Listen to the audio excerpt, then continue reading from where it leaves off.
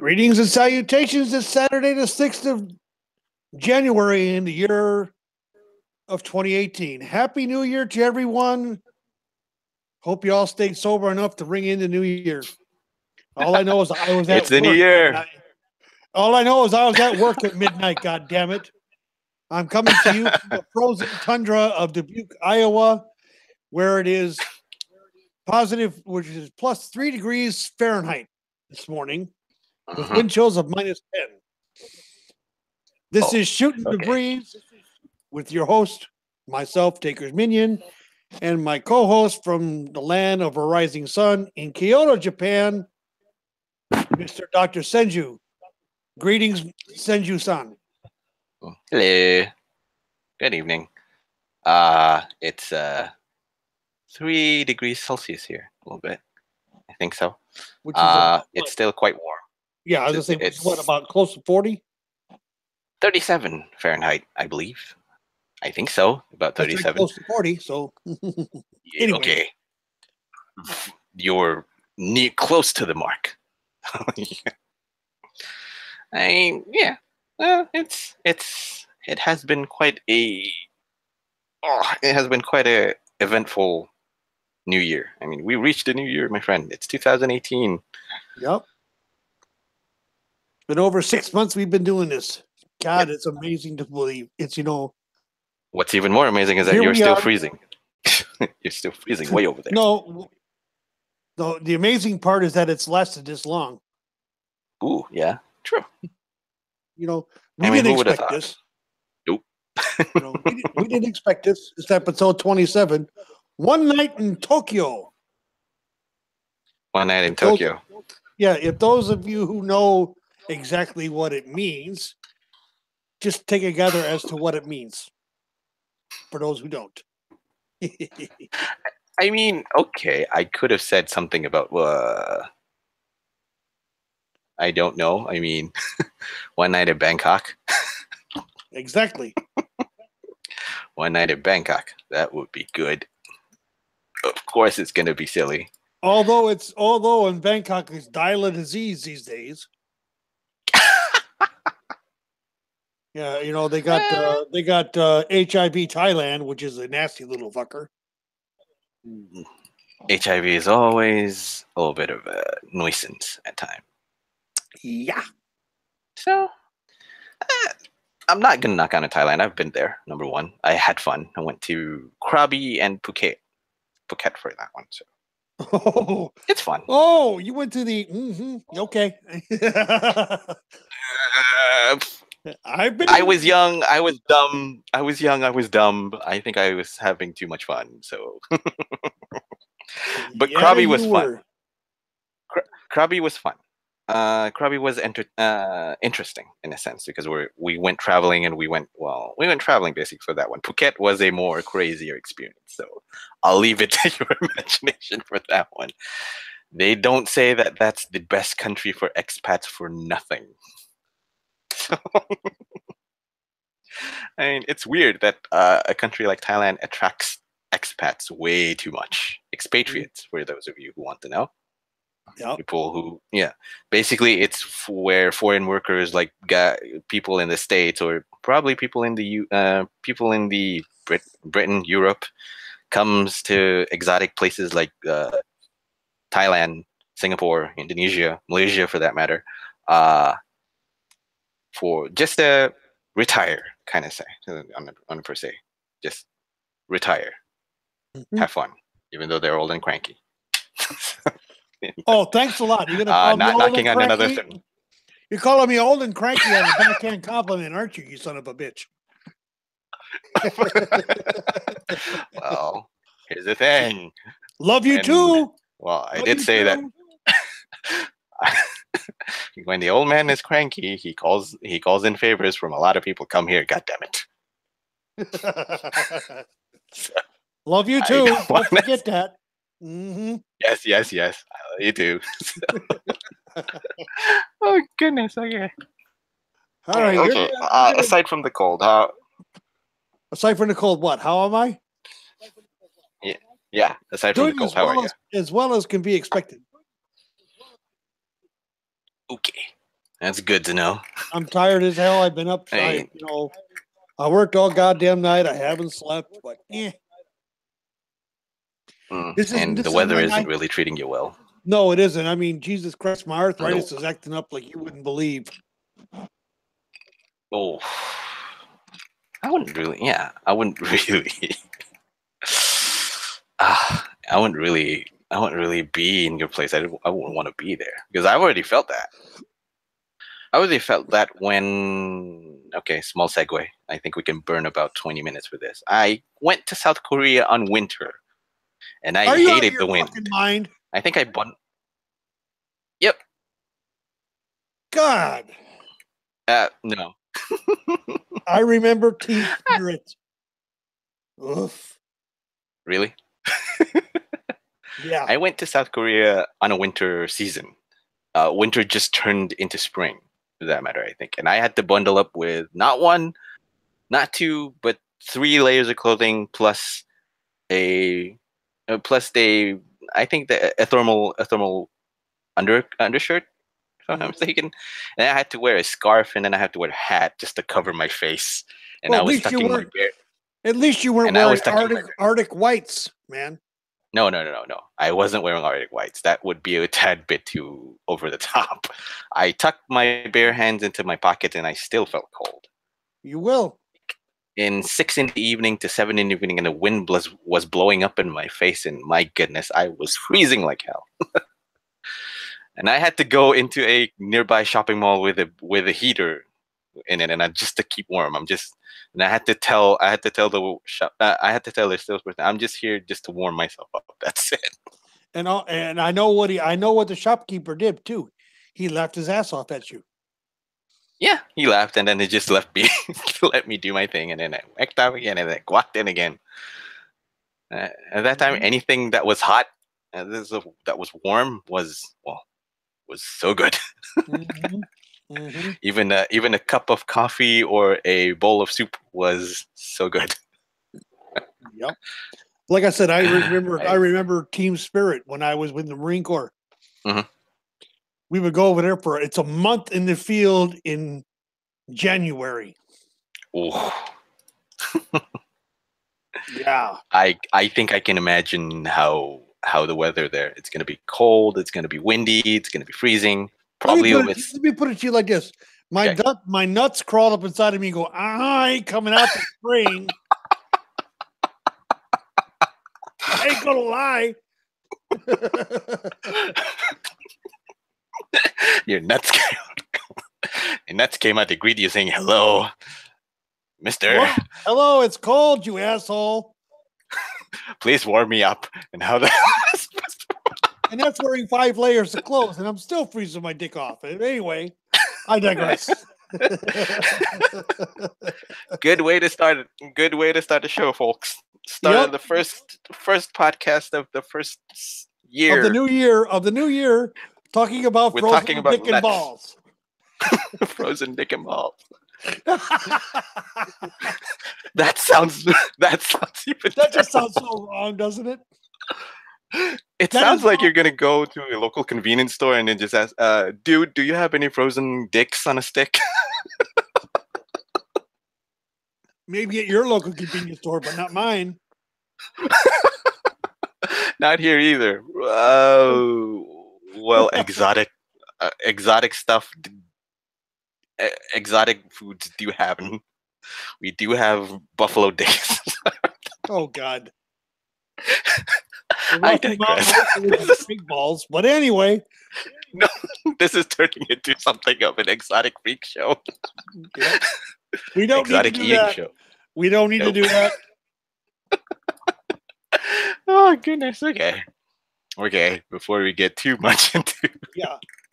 You started this segue. Get us out of it. Get us out. Can I go in? Never mind. Okay. Oh, anyway. I ain't even going there. My mind went down to the gutter. No shit, into the sewer with my cousin It. You don't really need to go into the gutter. Staying there. No, I'm in the sewer with It. Oh, with It. Oh. At least you have company in the clown. Yep. I'm not afraid of clowns. That's good. Unlike some people in the world. Yeah, some people do have a fear of clowns, which is understandable. Are you one of Some those people- who has fears of clowns? No, I like clowns. Maybe I'll send Jason like Voorhees to your door then. That's not a clown. Oh, that's not a clown. That's a big ass murder machine with a machete.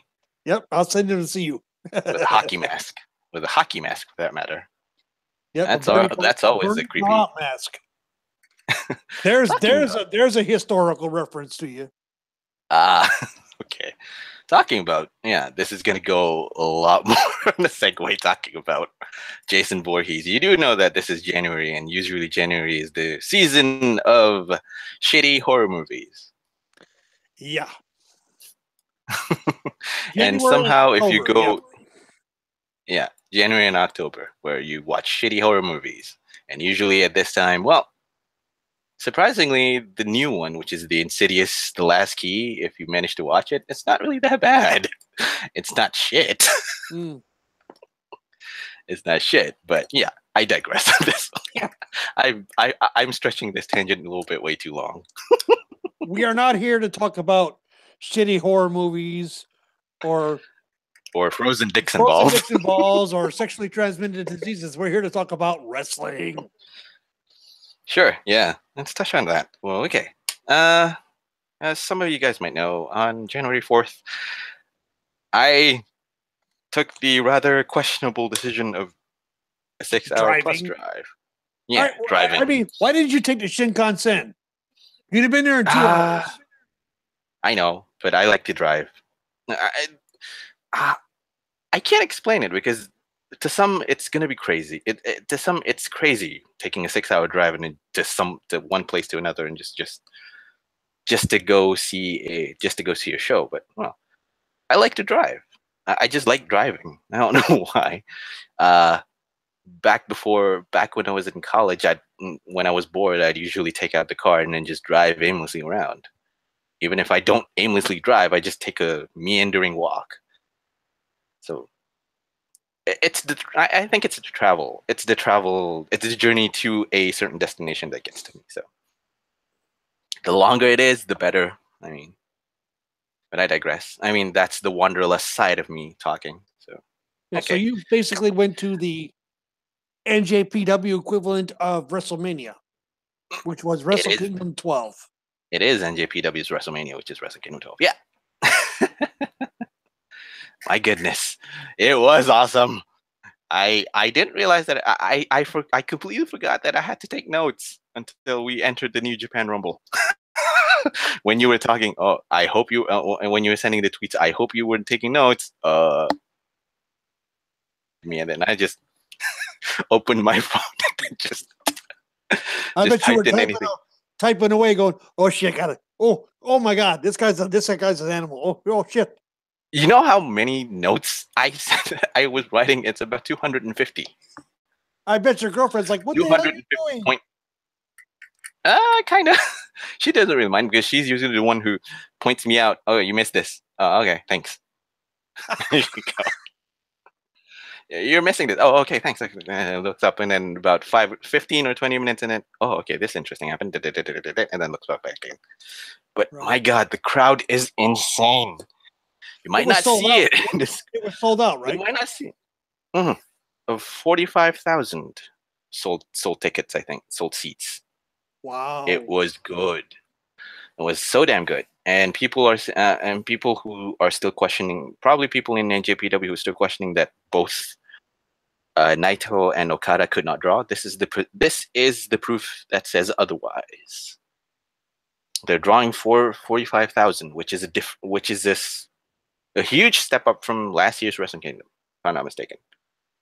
Yeah, I heard last year's didn't draw what, 30? 25 to 30? About 25 to 30, yeah. And damn near doubled it this year. Yep. Close. They raised it about, I can't remember off the top of my head. I did, but I did not remember. But my goodness, it was hellacious, it was chaotic, and it was awesome. The crowd, okay. The crowd was insane. That's all I am. That's the best that I can say because you Is could. same like an American crowd? Oh no, because you have the whole preconception, the preconcept notion of Japanese crowds who are just gonna sit down, watch politely, and then just respond accordingly from the beginning to the end. Oh no, uh, you get that with the junior class and some of the more regular matches on the card, like New Japan Rumble, the junior tag team titles, and the junior and the other junior intercontinental title. When it comes to the main card, when it comes to the big names like Naito, Okada, Tanahashi, oh my god, they they will blow. They will actually cheer as loud as they can, even for badass veteran dads like Minoru Suzuki. As in Inari, like hell, my goodness. Uh, but okay, let's not talk. Let's not beat around the bush about what's happening inside. Even before the gates were open, my goodness, there's a huge gathering of people outside. Outside the dome, and the merch stand was flooded. I, like I said, I wasn't able to get any shirts. I think we haven't really managed to get any shirts that we wanted. Wow. So, Well, I guess we just got to go to. I guess we go to Pro Wrestling Tees to get them, huh? Yeah, probably. And if and I don't, I haven't really seen, I haven't really watched Wrestle Kingdom 12 on the streams, or probably catch anything on the streams as of yet. But whatever you saw on the screen, on the screen is a little bit of a far cry, I think, because my goodness, my hair was standing up on end on everything. Not even for the New Japan Rumble, which you'd say that is just the filler for the whole thing. That's just the warm up session before you go into the whole matchup in all sense. Now, what does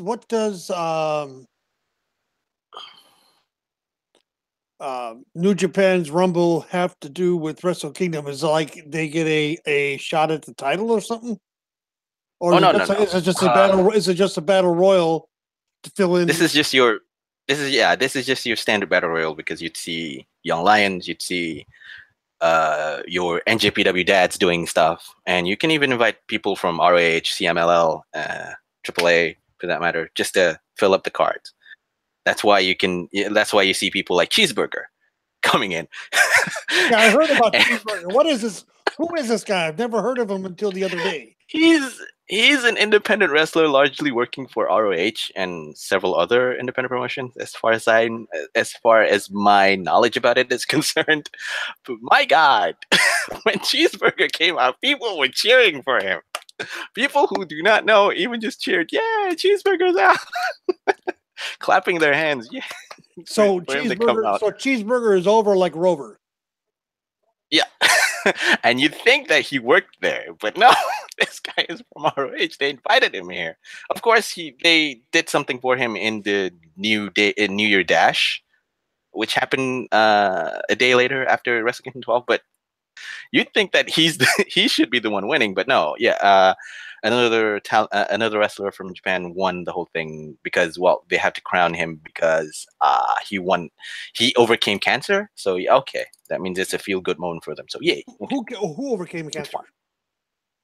I think it was Kakihara. Yeah, his name is Good Kakihara. on him. Good on him. Yeah, he beat cancer. And he beat cancer. Good on him, because I too beat cancer. So yeah. You too? Yeah. This is news. Hey, leukemia is a cancer. I never knew I never knew this about you. And if you did tell me, I don't remember. I think I did. Yeah, so you don't remember. Okay, I'll give a quick flashback. Yes. Because my wife has had it twice and has beat it twice. Yeah. She had cervical cancer. I think for her would be the voice box and vocal cords. Yeah, vocal cords and cervical cancer. Mine was leukemia. That's my cancer. Wow. I got it since I was 7. And I got cleared when I was 19, 20. I still have to go to the hospital once every year, but that's just about it. I never knew, or I don't remember. And Yeah. forgive me if you told me and I forgot. Forgive me, please. No worries, man. I didn't. I never really. I rarely said that I was a cancer survivor, and yes, I am a cancer survivor. You should Did be. my You should chemo. be. You should be proud of that. Yeah, because You people know. were saying that I should have died when I was 7 or 8. I should have Yep. passed away when I was 7 or 8. At that time, Uh, when I was 7 or 8, I shouldn't. I didn't understand. I don't know anything about it.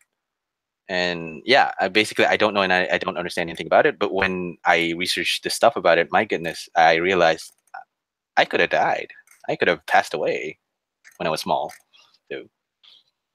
And that really kind of sort of like brought a little bit of a hair raising moment, kind of like goosebumps all over my body at some point. But and even oh, now, even now when you talk about it, it still does. yeah, because sooner or later, yeah.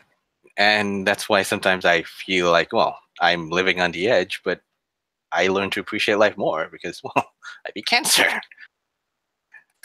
But anyway, not much about me, but more about Kakihara. Yeah, he beat I'm going to cancer say, as well. before we go any further, MBS, I'm going to say this Sure. to you.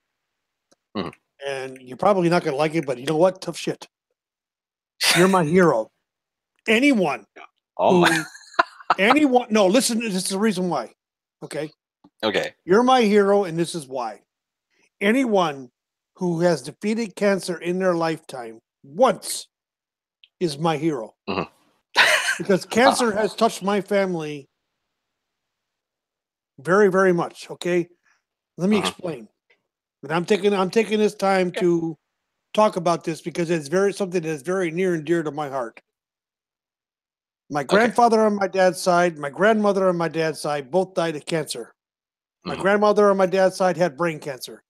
My grandfather had colon cancer. My father had lung cancer. My mother died. My father had lung cancer, survived. He beat it. Mhm. My mother had lung cancer and died. Mhm. My grandfather from my mom's side had lung cancer. He died. Mhm. My wife has had cancer twice. Once before I knew her and once since we were married. Mhm. She survived both. Mhm.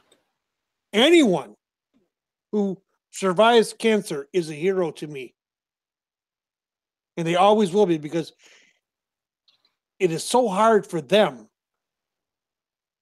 to go through the treatments and go through the change in their bodies. I don't know if you understand what I'm talking about. If you told me that as a 7-year-old or even a 10-year-old, 12-year-old, I probably wouldn't understand. Nowadays, I understand it a lot more. Yeah. I'll, I don't know. I'll appreciate it. I appreciate it. You know, I mean, anyone that survives cancer is a hero I, to me. And they always will I be. mean, I've been okay. Just a quick segue, just to remember it. I did chemo when I was 7. I lost all my hair when I did radiotherapy at that time. Just to clear my head, I lost my hair. I went bald. I went bald at a young age. Number Mhm. one. Uh, I did bone marrow treatment. I did a bone marrow transplant when I was small. When I was 7 as well. So I took that for about a year. Every single week, I had to go to the hospital, do a bone marrow transplant and chemotherapy, and then that's it for about a year. And then I had to resume my life as normal. After that year, and I say, okay, we're still in. You're still in hospital monitor. You're still in. Be Mhm. watchful live the hospital. And I say, okay, fine. And that was my life. That was my life for two decades, more than 2 decades, close to 3 decades now, I think. Yep. Yeah. You know, it's like my wife. She just got checked recently. And you saw how happy and proud I was that she was still cancer free. Yeah, you did. You did tell me that, You know, which is good. It's when always good. the day it happened, I mean, I cried. I'm not gonna. You know what?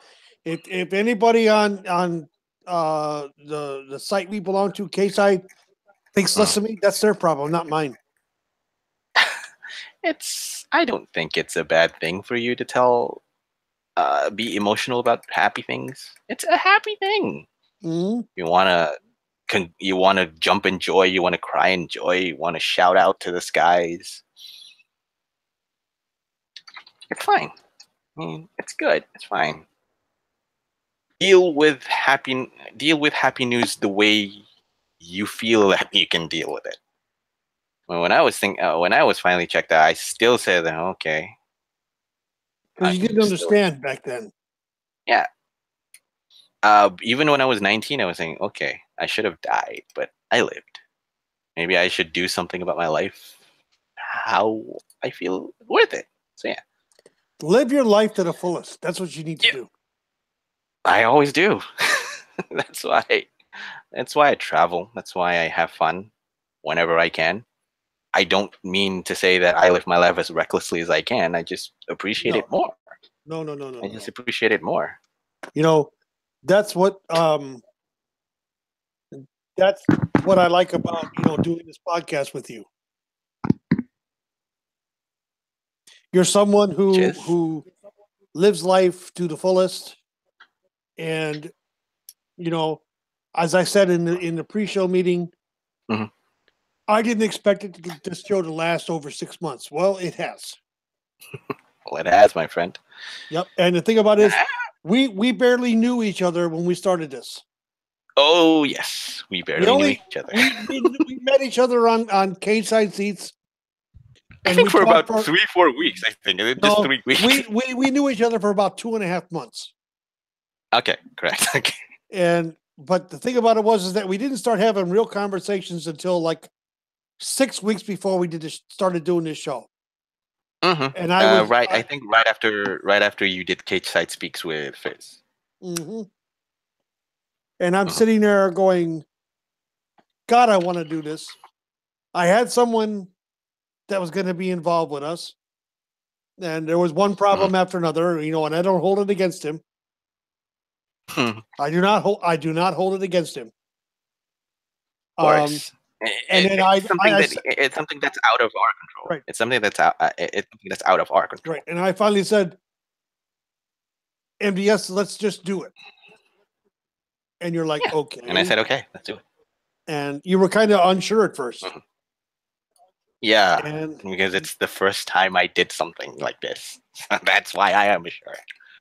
And now you're more confident in yourself doing this to the point that you're being asked to do other things besides this. And to that, I say, congratulations. Mm-hmm. Thanks. It's just a simple thing that I can say. Thanks. That's why you're a hero to me. I opened the door. I opened the door for you. That's all I did. Like they say about Smackdown Live, the land of opportunity. I gave you an opportunity. And we gave each other an opportunity, to be honest. And look at what we've done. Mm-hmm. About 6 months going strong. So yeah. 30 total shows, 31 total shows. Yeah. The specials have been fun, chaotic. Yes, I love them. They're chaotic as much as specials are supposed to be chaotic. Yep. But it was fun. Anyway, let's go back to the Rumble. Let's like I said, Kakihara won because I think it's more for a feel-good factor that he just beat cancer, and he endured cancer, and he opened up and he did an announcement where he's opening up a charity effort for another one of his friends. I forgot who he was. He's paralyzed from the neck down, and he wants to collect funds to help him out. So yeah, that's right. Basically, the New Japan Rumble is kind of like your Royal Rumble, where you just toss in everyone in for good measure. Mm-hmm. So that's that. And then, my goodness, okay. Then you have the whole Young Bucks versus Roppongi 3K. Roppongi 3K led by Sho and Yo, and with their manager Rocky Romero. Of course, Young Bucks, you guys know. Matt Jackson, Nick Jackson. Who doesn't know the Young Bucks? I found my reaction is that I found it surprising that Young Bucks isn't really getting cheered aside from the actual entrance, the beginning of the entrance. When the crowd chanted their name and then it went total silence. That's it. Well, the crowd was over for the crowd was over for R3K though, RPG 3K. That was for sure. Well, isn't total silence a compliment? I think by now, I think I could safely say that a little bit of Western wrestling culture has been ingrained into the Japanese audience, just to an extent. Oh, okay. Because of course you get the whole business of, okay, we're gonna sit down and we're just gonna watch everything going through the motions. If there's a reaction, we react. If there's a spot that we should react, we should react. And that's it. But the case doesn't hold true. Like I said, the case doesn't hold true for big names. Tanahashi got a huge pop. Obviously, he's gonna get the pop. Naito got over huge. My hair was standing on end. I was telling Sal, I was telling Chris that, my God, my hair is standing on end when Naito's name was chanting. I think I think there's a couple of people who recorded the whole the crowd chanting Naito for that matter. I'll get back to that later. But the match was the match for Young Bucks was fine, of course, because it's live. I'm going to be biased and just say that everything was good because it's live. It's just that to me, it's surprising that number one, that crowd was over for R3K and all that, and they look when I would say that when you're there live compared to when you're watching behind this on your screens on your chair at home, the comforts of your home, it's a little bit different. And then it seems that the action that you have in the ring goes by faster at times. And I was like, okay, what am I supposed to concentrate now? I was like boggled in it. What am I supposed to concentrate? Oh, I have to watch Sho and Matt Jackson do spinal stenosis on both their backs. Okay, sure, let's do that. And then, oh, they're gonna move to this spot again. Oh, fine. The only thing that I could say is that the Bucks look subdued, but for the better. It's for the better. You usually expect Matt Jackson and Nick Jackson to pull out spot fest after spot fest, super kick party for that matter. But no, this is not super kick party. This was a brawl. This was a kind of like a light brawl with one another. There's still shenanigans with the whole back thing. Where Matt threw himself onto the back of Sho, and the effect was carried over to the New Year's Dash, which was beautiful, and funny. But yeah, for that, they won. Young Bucks won the belt, of course. They won the belt for the 7th time. So yeah. And then we move on to, and then the whole show moved on to the whole the trios match. And this was a match where, okay, which one am I supposed to watch? It's always to me, it's always okay. I don't know which one I have to focus on first. Focus this, focus that, focus this. No, it's crazy. It's crazy. I had fun on everything. I can't. I laughed on some of the spots that were supposed to be comedic, especially for Toriano. He's so funny when you give him the material. He came out.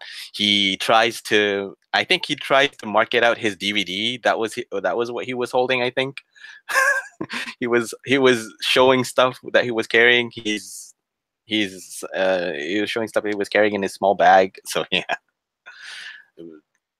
And sometimes, and there's, I think I saw a soccer ball, which was funny in NJPW.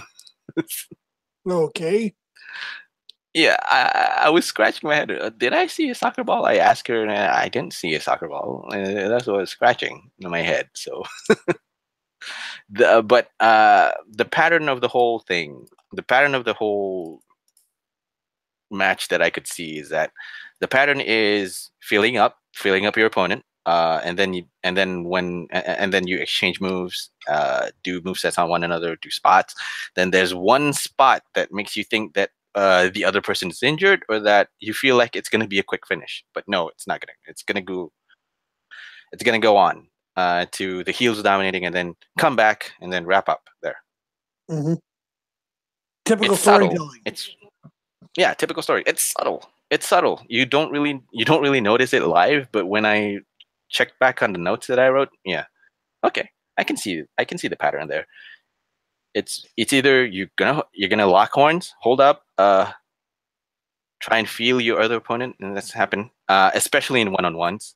You don't really see it on you don't really see it much on the trios match with Taguchi Japan, Suzuki Gun, Mike Elgin, War Machine, and Bullet Club. So you don't really see that. Of course, small segue. They are wrapping up. Mike Elgin and War Machine are actually wrapping up their deals, their dates with NJPW. Of course, War Machine rumored to be coming to WWE. Mike Elgin, of course, with the whole backstory, yada yada yada. We already said that piece. So, I mean, it's funny for me to see Mike. We don't need to rehash that story, do we? The funny thing is that it just hit me that Mike Elgin and War Machine coming out as partners for Wrestle Kingdom 12, and then when I was watching New Year Dash, they came out together again, and I was like, at the back of my head, didn't War Machine just say "fuck Michael Elgin"? And this is what they were doing. What was there, a beatdown? No. Did War Machine beat him down or what? No. War Machine, Mike Elgin and War Machine didn't really get beat down. It's just that there's I think if I'm not wrong, Raymond Rowe did actually pull out a comment to go "fuck Mike Elgin," something like that. Yeah. I don't blame him. He wants to distance himself from that whole goddamn mess. Yeah. Quickly, they wanted to quickly distance himself from that. I don't see a problem with that, because you know what? In my opinion, Mike Elgin is a piece of shit. Yeah. Who needs to be deported and back to Canada and told to stage there, as far as I'm concerned. The son of a bitch. Yeah. But I am not going to go off on any more tangent. We talked about it. We talked about it a couple weeks ago, and that's enough. We talked about it twice. You're talking about twice at length, I think. Yeah. But anyway, that match. For those of you that don't know, go back 2 weeks and you'll hear what our opinions are. That is in episode 25, where we talk about the whole incident with him. Yeah. And it comes up on the year-end shows with Crazy Chris Colgan. He talks about it briefly. Yep. Briefly. 5 minutes, I think it was. But anyway.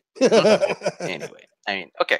If you saw, as the first-time guy watching Wrestle Kingdom 12, because this is my first time rewatching the whole thing again, because I watched it and then I left the wrestling viewing thing behind. There's some things that I do like. I'm surely being won over by Zack Sabre Jr. with his ability on the mat. That's one of my first thoughts. Yano's still the man because he's so comedic and a little bit funny. And oh my god, Tomohiro Ishii, he's the man. Number one, I thought he's the man because he lifted Fale up for that suplex, and Fale is a huge guy, and he lifted it up for that dead suplex, and my goodness, people pop for that. But anyway, Chaos won the belts. Well, obviously, good job, Trent. Ishii is somehow saying that, I think. Congratulations to Trent. I do feel that he's somehow the punching bag for Chaos, but he's the punching bag for Chaos for a good reason. So, of course, and then there's the whole Cody versus Kota Ibushi. And back when I was, and then when I was re-reviewing my notes, I remembered that they was billing this as the handsome battle. Oh goodness! But of course, the whole pattern stands up again. I mean, the whole pattern still. The pattern that I told you is prevalent here. Two people feeling up on each other. The whole transition with Cody Rhodes. I think Cody flipped the bird to Ibushi, and then Cody Rhodes, and then Cody did the crossroads right on the edge of the ring onto the floor. That was That was man. It was the pattern there is still prevalent. You have the feeling up. This time you have the one big move that seems to injure Ibushi, but no, Cody picked up back again and then picked up and starts beating up on him again. That was that was great. I mean, the only note that I have for him is that that there's one note. The turnbuckle transition from Ibushi to a moonsault is why I have my money on him. No matter why I have my money on him, even if he has done stuff in the CWC. And also, no matter what you say about Cody post WWE, for Cody, at least he got himself booked in JPW. That's a pat on his back. But my money's still on Ibushi, number one, and number two, because Ibushi is one of her favorite wrestlers, so I can't say no about that. Oh, so you're worried about her coming at you going,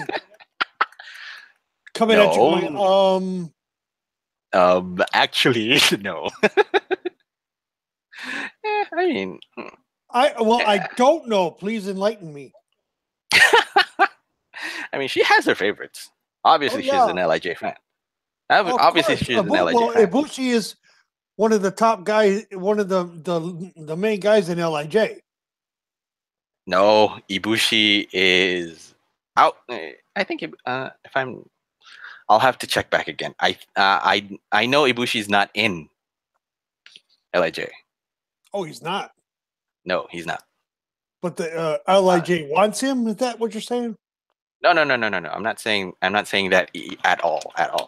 It's just that Ibushi is the top guy, one of the top guys for JPW. In my eyes, at least.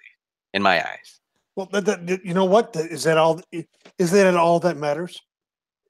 Yeah. It's like you and I can both agree that Roman Reigns is the top guy for WWE.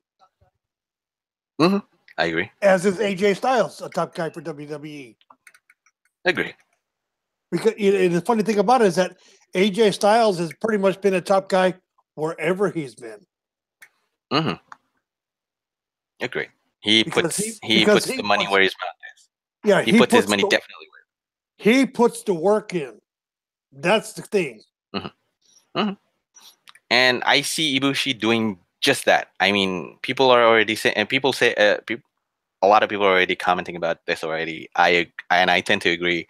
Mr. 2.5 stars is now elevated to 3.5 stars with the addition of Ibushi, and Ibushi carried it. You must be talking about Cody. Ibushi carried Cody. Yeah, Ibushi carried Cody. Because Ibushi carried Cody. Cody needs someone to carry him.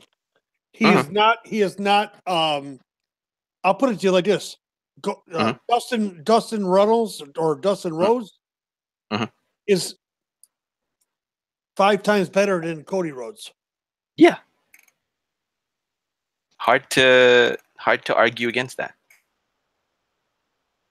It's very, very hard to argue against that. So yeah. That's just my opinion, though. Opinions that is shared on a positive note to me. I do feel that. And if there are people out there who disagree with me, you're allowed. Let's talk. You know what? But you know you're what? Allowed. Yeah. Let's have a conversation about it. Don't don't go in the background and cut my ass down on Twitter. And on Twitter, I'm Pickers_Minion. Goddamn it! If you want to talk to me, just message me and we can talk about it. Yeah. Okay. Fair enough. Oh, and I did put one very funny note here. Dolph Ziggler, if you're watching, this is how you sell out and put out a great show and steal it too. Ibushi, my man. Maybe he can learn from Ibushi. You're saying? Yeah, he can learn something from Ibushi. This is how you sell wonderfully and still put out a great show and steal it from under Cody's nose. He made it his show, even though if you watched it, right? Wrestle Kingdom. No, I haven't watched it yet. I'm going to be signing up today probably to watch it because it's like I'm hearing nothing but positive praises about this show, and it's like I gotta see it. God damn it, I gotta see it. Yeah. Now I'm just debating: do I want to watch the NJPW World one, or do I want to go with Access? To me, I think you go with the original. NJPW World is okay. I don't understand Japanese, but you know what? I understand. I could tell what moves are. Yeah. What I watched CMLL out of Mexico, and I get it with the Mexican commentary, but it's like, oh, I know that move, and I know that move. I know that one. And here's the thing: if you watch it, you can actually, if you watch it, you can actually just ask me or ask Chris and George for that matter, just for their thoughts on it. Which reminds me, I want to talk about something real quick. Okay, shoot. I was watching the NJPW, I guess it was like FanFest thing. Oh yeah, FanFest. Yep. And they did 3 matches. Mm-hmm. 3 tag matches. And it was like when is this? Lionsgate. The Lionsgate matches. Oh, okay. Oh my God. Those young guys are the young Lions. NJPW has nothing to worry about with the new crop coming up. Those guys, pardon my language, folks, those guys fucking bring it. And they bring it hard. I mean, you see in the first match, see Jushin Thunder Liger and Tiger Mask shake hands, and Jushin Liger extends his hand to the young guy, and he basically jumps his ass and throws him into the fucking corner, starts beating the shit out of him. I'm like, holy shit. Now, Jushin Thunder Liger, folks, is one of those senior guys that's been around forever and 10 days.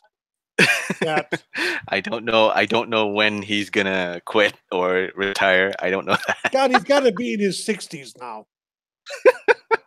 Or probably just different person playing the same character. You know how people in masks are at times. Yeah, but I was like, holy shit. All 3 of those matches I watched that were on NJPW World that were free, is like, I was just like totally astonished by the young crop that they've got coming up. Because to me, coming into this, I do feel that they have a good model. They have a good performance center-esque model with the whole NJPW dojo, with that matter. I agree. It's just that they need to take it a step further. They need to take the next steps. And if you watched, I think if you watched Chris Jericho's post Wrestle Kingdom 12 promo where he cuts, I think he summed it up well, where he said that NJPW needs to take a brave step forward, and what they did was elevate the NJPW name to another level. Makes it a little bit more aware to the people around who's watching. So yeah, I see that happening because, like you and I discussed earlier this week, will Ghetto share a bed with Vince? Yeah, and I answered you this: Ghetto will share a bed with Vince if it helps him elevate NJPW. And he definitely will. And what did I say to you? Do you remember? I can't. I think it was. Yeah. And Vince and NJPW could definitely use the big money, the big whale, like the big machine Vince. That is WWE. Yeah, the big machine that is WWE. Correct. And you know what? ROH, yeah, ROH is good, but they don't have the clout or the power that Vince McMahon and the machine that is called WWE has. They don't have the experience. They don't have the finance for that. The money for that, basically. I mean, Jesus Christ. Vince could sell $100 million worth of WWE stock, still maintain controlling interest and invest that 100 million in the NJPW. Mm-hmm. Oh my God. Oh Yeah. my God. Yeah. There's nothing to say about that. If he manages to do that, people are gonna talk about it for a long time about it. So, Ghetto, if you're listening, this is the perfect time to strike. I mean, you already did. People, okay.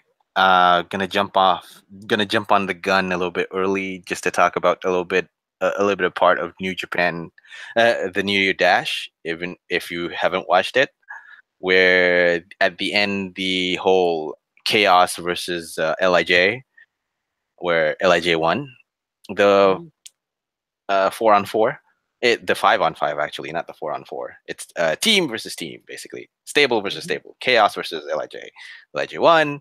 Naito was celebrating, trying to get out of the ring. Chris Jericho comes in, and basically people on basically beats the shit out of Naito. Yeah, basically beats the shit out of Naito, and then when Naito tries to respond, of course he's tranquilo about it, just to rile Chris Jericho up. And people on the folks on the internet, for the Japanese folks, for that matter, they were saying, "Oh, this looks definitely like WWE versus NJPW." And initially I was skeptical about it. I was saying, "No, this is just Chris Jericho doing his Chris Jericho stick with NJPW." And then when I was thinking about it, yeah, kind of, sort of, kind of, definitely, maybe, definitely. One thing I can say about this is I love that chair sequence with Naito. Of course. He tricked you into thinking he tricked you into think that he's gonna throw it, and then no, I would have opened it and sit down. It's like no. I was like, when I saw the gif of that, I was like, oh shit, that is so fucking cool. Mm-hmm. That was cool. Yep. And it was fun. But the thing about it is that me being old school, everybody take a shot. I said it for the first time. That is something that's old school. Shot number 2. Yeah. But it was. I saw that and I was like, "Oh god damn, I love it." It is. It is a good. It is a good. It is a good reaction. It's a good spot because he's still keeping his character. It's a good spot. He's still keeping his character tranquilo, for that matter. And that's good. That's always good, especially when in New Japan Dash, in New Year Dash, if you notice or if you caught a little bit tits and pieces about it, Naito was seriously over. Naito is seriously over, and the whole when I saw that and I'll touch about it at the end of this. The whole worry about Naito not winning the title back in the main event of Wrestle Kingdom 12 immediately went away. I wasn't worried. I wasn't worried at all because it just to me in my opinion anyways, it just proves that he's still over. Even if he is not, even if he isn't crowned the NJPW IGWP World Heavyweight Champion, he's still over. That's why I said in conversation with Chris that he still and Chris and Sal and some other people on Twitter is that Naito still has a year and Naito still has one more shot. If they wanted to put a belt on him, it's gonna be this year. Or probably next year coming into Wrestle Kingdom 13. How we get there is another question altogether. Right. Because people are saying that maybe during the probably during the NJPW Cup, I think. I'm not mistaken. I think I'm wrong on that one. Correct me if I'm wrong.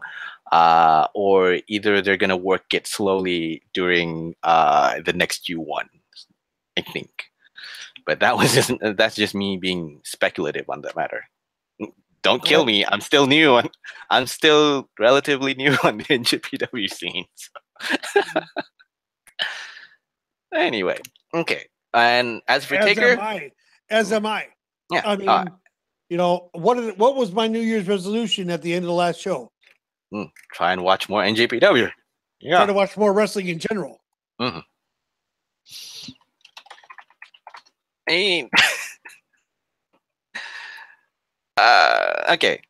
For you, Taker, I think you're gonna love. Okay, you're gonna. I'm gonna jump on Evil. I'm gonna jump on a tag match between Evil Sonata from Lij versus Killer Elite Squad from Suzuki Gun. I'm gonna skip that because I'm gonna recommend you something that you'd watch, because this is basically two veteran men beating the hell out of each other. Hiroki Goto versus Minoru Suzuki. Oh shit! I heard about this. Yes. That it you was have to watch. It was also a bloody mess, from what I understand. Not exactly a bloody mess.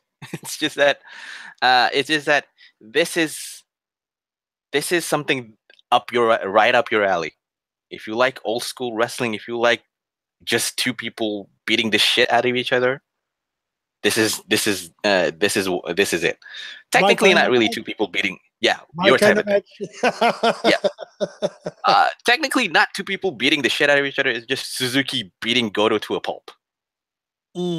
I'll spoil you one thing. Immediately from the get-go, Goto did a hangman choke from the turnbuckle on Goto, and Goto fainted immediately. I know Goto loses his hair. No, it wasn't Goto. It was Suzuki. Well, who loses the top knot? Suzuki. Oh shit. Yeah, but you gotta watch it, because the whole journey from start to finish was ouch. Oh, we're just cringing like, oh. Well, I just got some interesting news. Sure. Noah, Pro Wrestling Noah, sold out Kurikan today. Rockland Hall, yeah. Yeah, they sold it out. Yeah, that's good. Main event is Keno versus Kaito Kiyomiya. Oh yeah, Keno versus Kaito Kiyomiya. Yeah, that's good. I mean, just when they were just selling off Korakuen Hall to NJPW, so that's good. But yeah, well, like I said, it seems that after Wrestle Kingdom, most of the smaller wrestling promotions promoting, would probably sell out. Yeah, because they need more wrestling. This is the season where this is the time where everyone needs to watch more wrestling in Japan, and then you get the whole peaceful time period, and then suddenly jumps the whole other big pay-per-view from NJPW, and everything would kind of fall shoot. So it's just that. But anyway, I digress. You watch Goto versus Suzuki. This is a pretty crazy match, and of course, considering that you already know the end result, I love the fact that Suzuki will shave his own goddamn hair and gets his own chair and give me that shaver. That was my notes. Yeah, I heard about that. It was so funny. Suzuki was pissed that he lost, and then he exited the ring, and then comes back to the ring, realizes, okay, I shaved my own goddamn hair. Give me that chair. And I heard he left his top knot on the chair. Yeah, he left the top knot on the chair. Yeah, and then left. And well, goodbye, pineapple hair. Please don't let Suzuki hear me say that. Not one of you are gonna say. Not one of you are gonna say to him that I called him a pineapple head before this. No. I don't want a killer machine coming to my home and killing me. No. He just might, because he heard you. He may have heard you, for all we know. I'd rather be triangle choked by Zack Sabre Jr. or just be beat down by anybody else, or even Killer Elite Squad, rather than face Suzuki himself. You would willingly. He looks scary even when he got. You would willingly take a broken arm from Pentagon? Yes. Here's the thing, dude. If you haven't watched Suzuki with his hair all shaven, he looks twice as scarier now. So you're saying he would tear He your looks ass up? scary. Yes. Say what you will about the Worse photo than that Bull Chris Jericho Nakano would posted. tear you up. No, Chris. No, Chris. You're not gonna tell him. No. Worse than Bull Nakano would tear you up. Worse than Bull Nakano tearing me up. Oh shit! I mean, have you seen the look he has now? No, I Google haven't. Minoru Suzuki. I haven't watched, so I don't know. Okay, so watch it. Just watch it. Although on one positive, this is one of the hair-raising moments, especially when Suzuki came in with the entrance, and I have to praise the Titantron, the whole entrance theme. I mean, those were awesome. Oh shit! I mean, I posted. I sent you. By the way, and yes, you're in trouble. What? Crazy Chris is going to tell Suzuki tomorrow. He's already did. I think so. Oh no. That you're calling him pineapple head. Yes, you're gonna die. Yeah. I may be in the market for a new co-host next week. I'm gonna go write my last will and testament now. No. I mean, like, okay, me gonna die sooner or later aside, I'm gonna have, like I said, I'm gonna have to praise the whole entrance, the whole setup of the entrance, the whole setup of the Titantron. It was just a mind-blowing experience, especially with the lasers. I posted you one photo from the DMs, Taker, about the whole laser thing, and it was beautiful. It was beautiful. Yes, it especially was. I may use that as a avatar in the future here, just so people can see how awesome it was. Yeah, I mean, the whole laser show, the whole introducing the wrestlers, it was good. It was excellent. Pyros was good. I hate the fact that now WWE doesn't really use a lot of pyros, and only when it counts, pyros and smokes and mirrors and all that stuff. But the whole thing made me miss pyros in WWE a lot more. Yeah, and I love this one, especially with the big matches. During Okada and Naito thing, which I will touch on. Okay, and I'll get back to the whole tag title, the tag team of Evil Sanada versus Killer Elite Squad, which pulled off one of the best quotes, I think, for the night from my girl. According to Lance Archer, I already told people that I really cannot take Lance Archer seriously with the tattoo on his back. She quoted back, "He looks like a male stripper asking for more tips at Ginza." Wow. Wow. That's a slap in the goddamn face.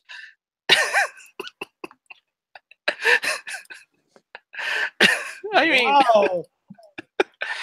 Props to your girl. I have to tell you that. Props to her. I can't.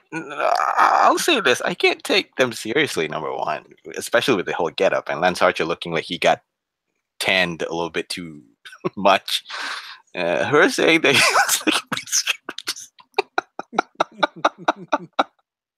asking for more tips. If you guys don't know what Ginza is, wow, I don't want to say. I couldn't just go Google it. Well, Chris says Lance Archer's trash, so. I agree. But saying him as a male stripper is a little bit too much. Especially with the tramp stamp. I mean, if you watch this, you're gonna. I haven't yet. I got to now. Yeah, you go watch it. If your girl is saying that shit, I was like, oh man. I can only imagine what her thoughts are of Brock Lesnar. Him is on the chest, which is fine. This is on the back and almost one across the waist, the rear waist of him, which is especially prevalent when you call in this tramp stamp or something like that. Oh, yeah. I think that's where the whole male striker came out. I bet you about wet your pants. I bet you about wet your pants laughing when she said that. Honest, be honest.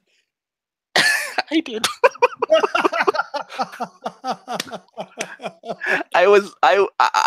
I threatened to piss myself off laughing. I think. You had to run to the men's room after that, didn't you? I ran to the men's room when Goto and Suzuki was fighting. So this. Because I was holding it in. Okay, but anyway, the whole tag match was funny in and of itself because on my notes I wrote this: the recipient of Sal's Golden Bullet Award, KES, is out. What the fuck is with that small ass hat, Archer? What the fuck is with that small ass hat, Archer?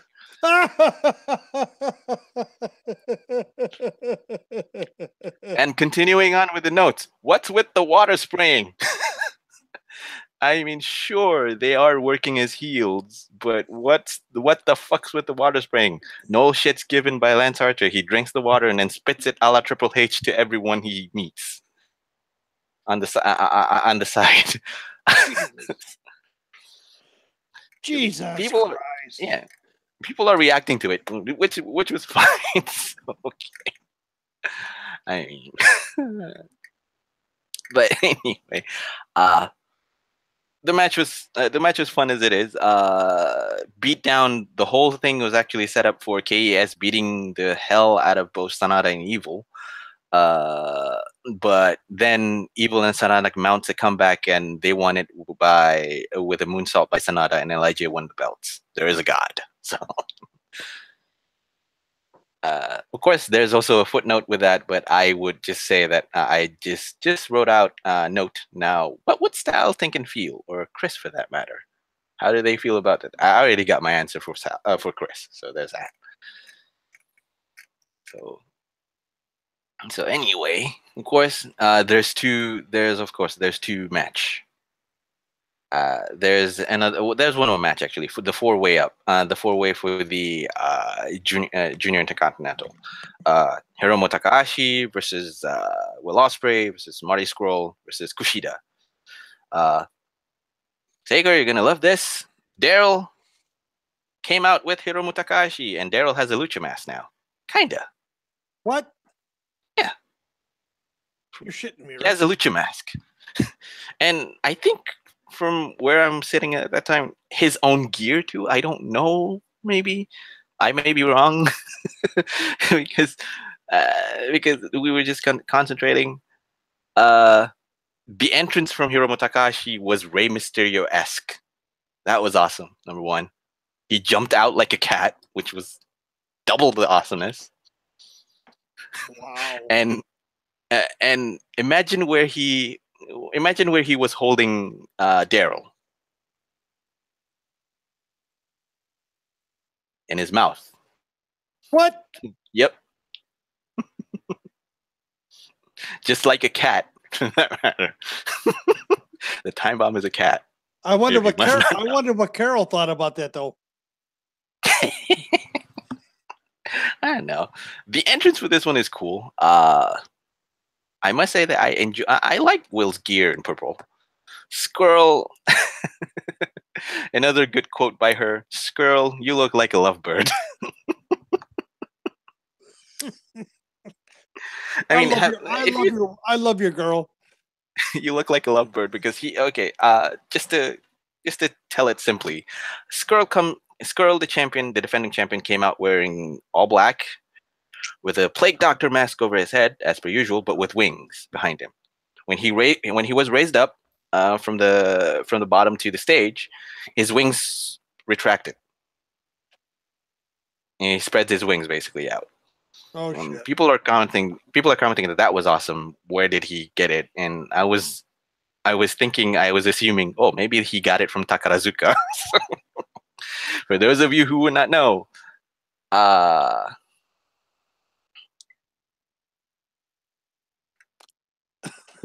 someone is saying that was Daryl Jr., not Daryl. Yeah, I just saw it. Sorry. Okay, that was Daryl Jr. Okay, fair enough.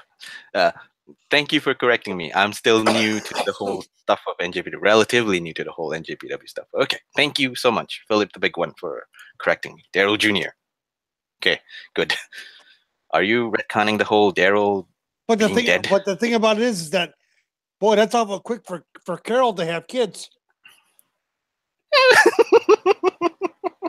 They're cats. They can do whatever.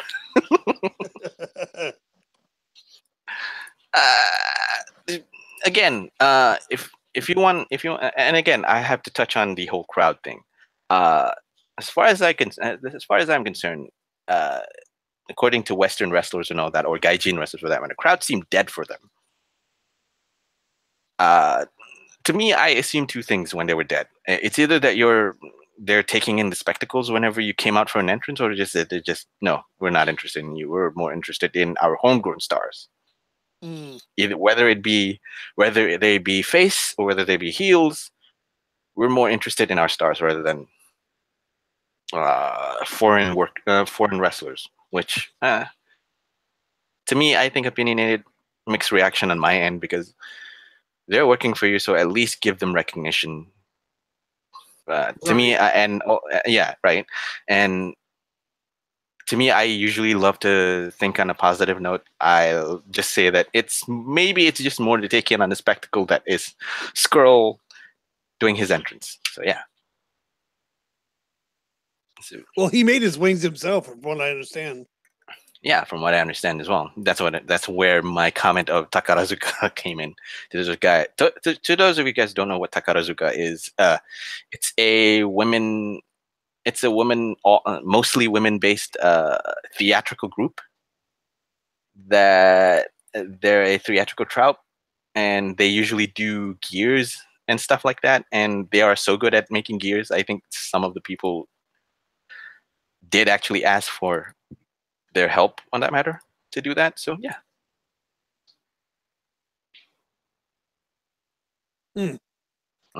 So yeah, and this is also one of the match where everything went by so fast. I was just enjoying it for the sake of enjoying it all. This is awesome. Sequence. Big move by Will Ospreay from the lighting rig down to all three men. He did a moonsault off the lighting rig onto the ground. Big move. And Turkey everything out. Like I said, the pattern is there. Feeling people up, and then there's big move, which leads up to injury, with potential injury, or just taking out everyone, and then just heels taking over, something like that. Oh, what? ESPN, sorry. Oh. What's the news on the football scene now? Let's see. I'll tell you in a second. Sure. Offensive lineman Lester Cotton out for CFP title game.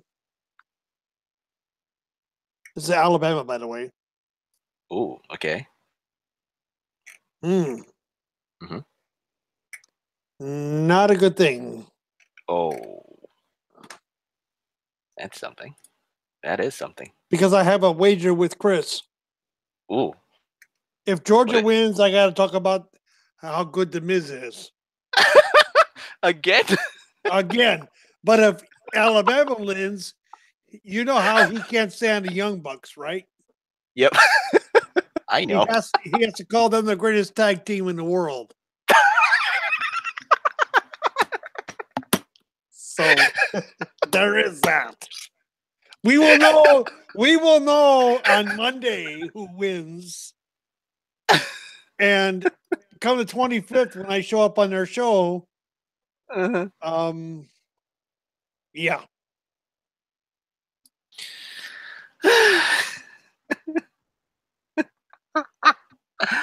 Oh, goodness gracious, Lord.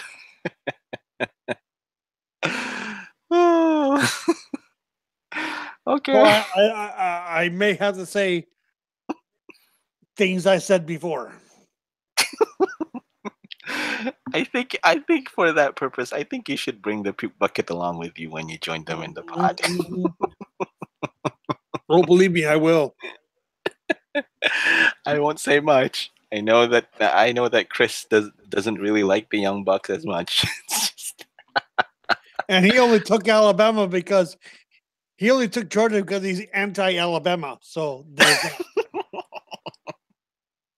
Yeah. I have faith in our coach. So Okay, fair enough. I'm sure he's been planning how to defeat Georgia. How am I supposed to defeat Georgia? Yeah. him hold up there somewhere and just thinking, Oh what am yeah. I supposed to do? He's that time. I mean, Jesus Christ! Look what he did to Clemson. Oh, he did. What's a touchdown to Clemson? They didn't get one. Goodness. Anyway, overall, I enjoyed the whole fast-paced match of the four-way. I think someone actually commented about it later on that this is what 205 Live is supposed to be. And to me personally, I say no. Please don't compare those two, because it's just the two things, but two different things altogether. But then again, you're still watching wrestling. If you don't really like 205 Live, you can watch stuff there on NJPW that showcased fast-paced, like Will Ospreay doing stuff like that. So, because as long as you enjoy what you watch, it's fine. And to me, I think I enjoyed the whole bucket of enjoyment on Wrestle Kingdom 12's match card. Even the whole Tanahashi versus Jay White, a relative young lion who just came up to the big scene after a long side of excursion. I enjoyed that. Some people were saying that this is the lowest. This is possibly the worst match on the card. I tend to agree. It's not worse. It's not bad. It's not shit. It's just that, well, they really need to put. I think they feel like they really need to put Tanahashi to work, even with the whole injury. And I tend to agree. And of course, the whole spectacle being Chris Jericho versus Kenny Omega. I enjoyed the fuck out of it. I mean, all right, I got a question. Okay. Who were you pulling for? Omega or Jericho? Be honest with me. Jericho.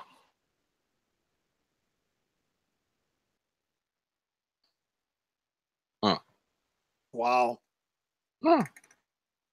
But you told me Jericho was a heel. Yeah. Here's the thing.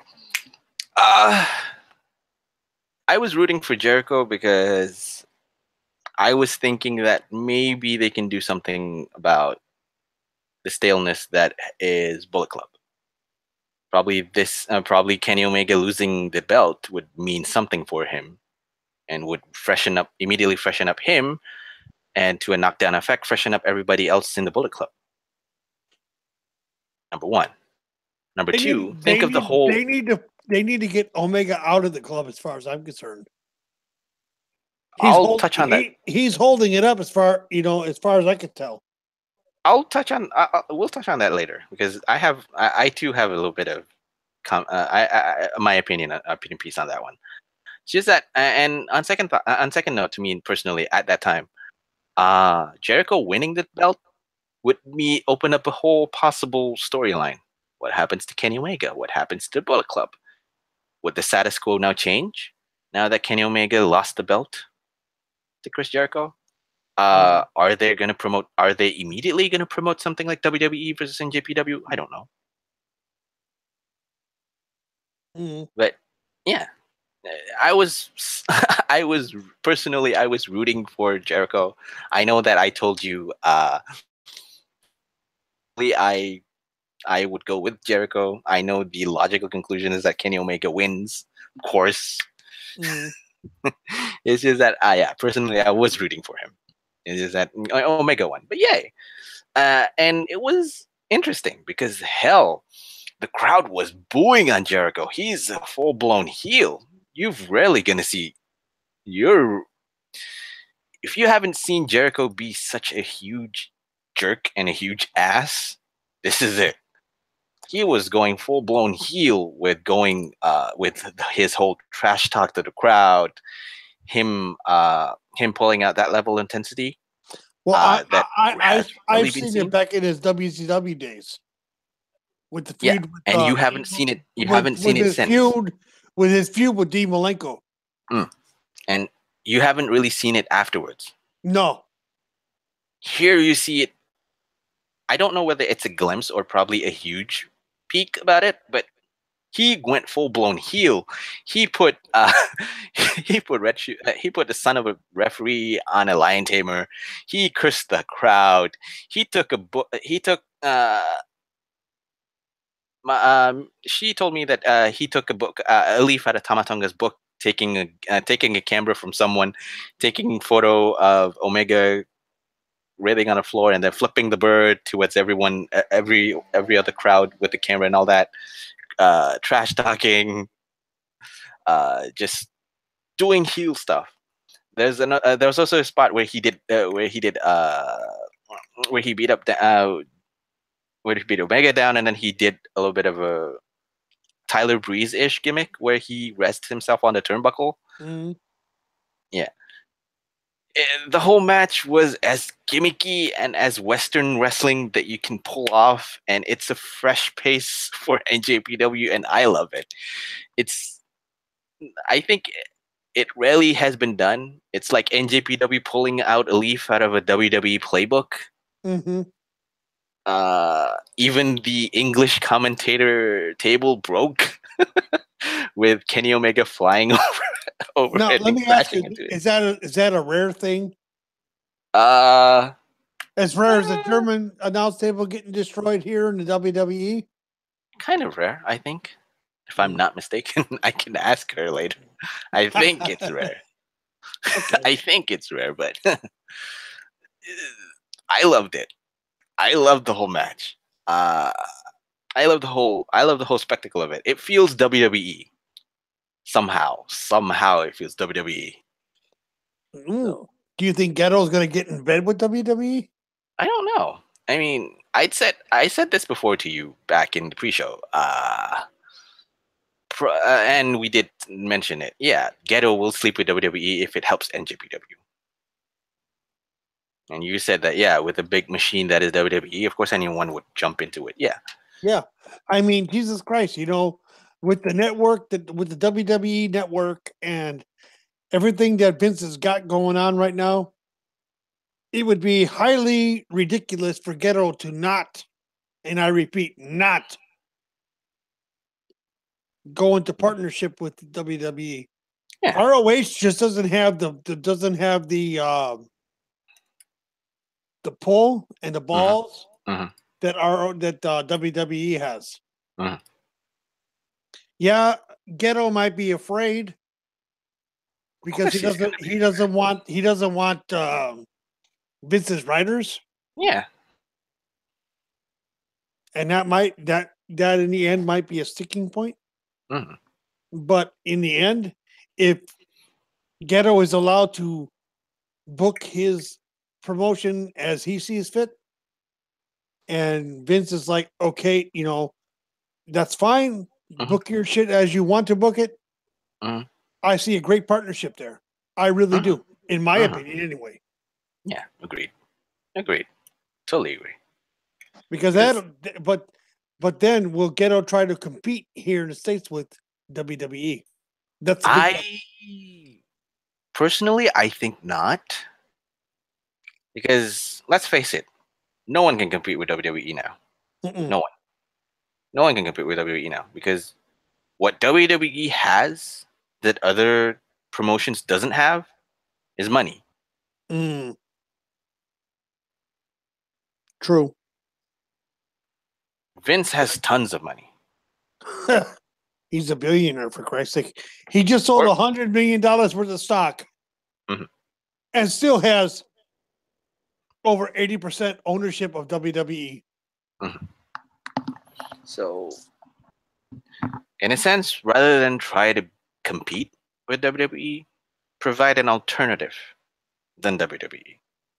I do feel that last year, and to an extent this year, coming into this year, we have that. We have alternatives. We have variety. If you don't like what you watch in WWE, you can watch this. You can watch that. And JPW is doing that. Be the alternative. Imagine NJPW on WWE Network. What kind of play would they get? What kind of viewership would it get? Ooh, they would get tons, especially with the whole with the whole people that has worked in the in NJPW scene. AJ Styles, Nakamura, Finn Balor, Carl Anderson, and Luke Gallows. The Good Brothers, yeah. Yeah. Hell, even Matt Bloom, for Christ's sake. Yep.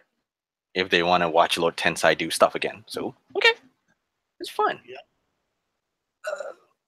The whole archive, the whole wrestling archives on NJPW is good enough. It's just that it's a rarity to find those. But the question is, would Ghetto give him access to the archives? That I personally do not know. That I personally do not know, and opinion-wise, I do not know as well. Because he's old school as old school gets. We both know this. Like me. Yeah, like you. He's old school. You're old school. 2 shots for you. It's not. We gotta get him on. Boy. Yeah. How cool would that be? It will be awesome. Like you said, going to ask people like Okada, Naito, or even Ibushi for that matter. Yeah. Or even say people like Evil for that matter. Yeah. Yeah. It'd be awesome. It's just that you have to overcome the language barrier. I think Ghetto wouldn't be a problem. No, Ghetto could probably speak English very clearly. Yep. The others, I don't know.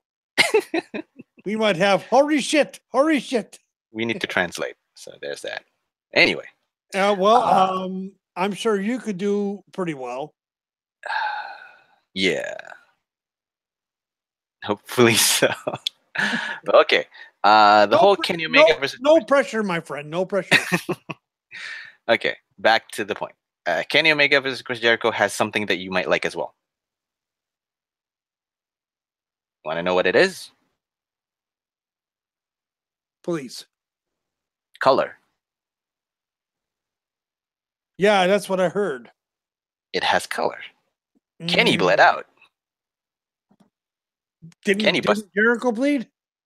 Jericho bled out too a little bit, but I think it was on the ass. I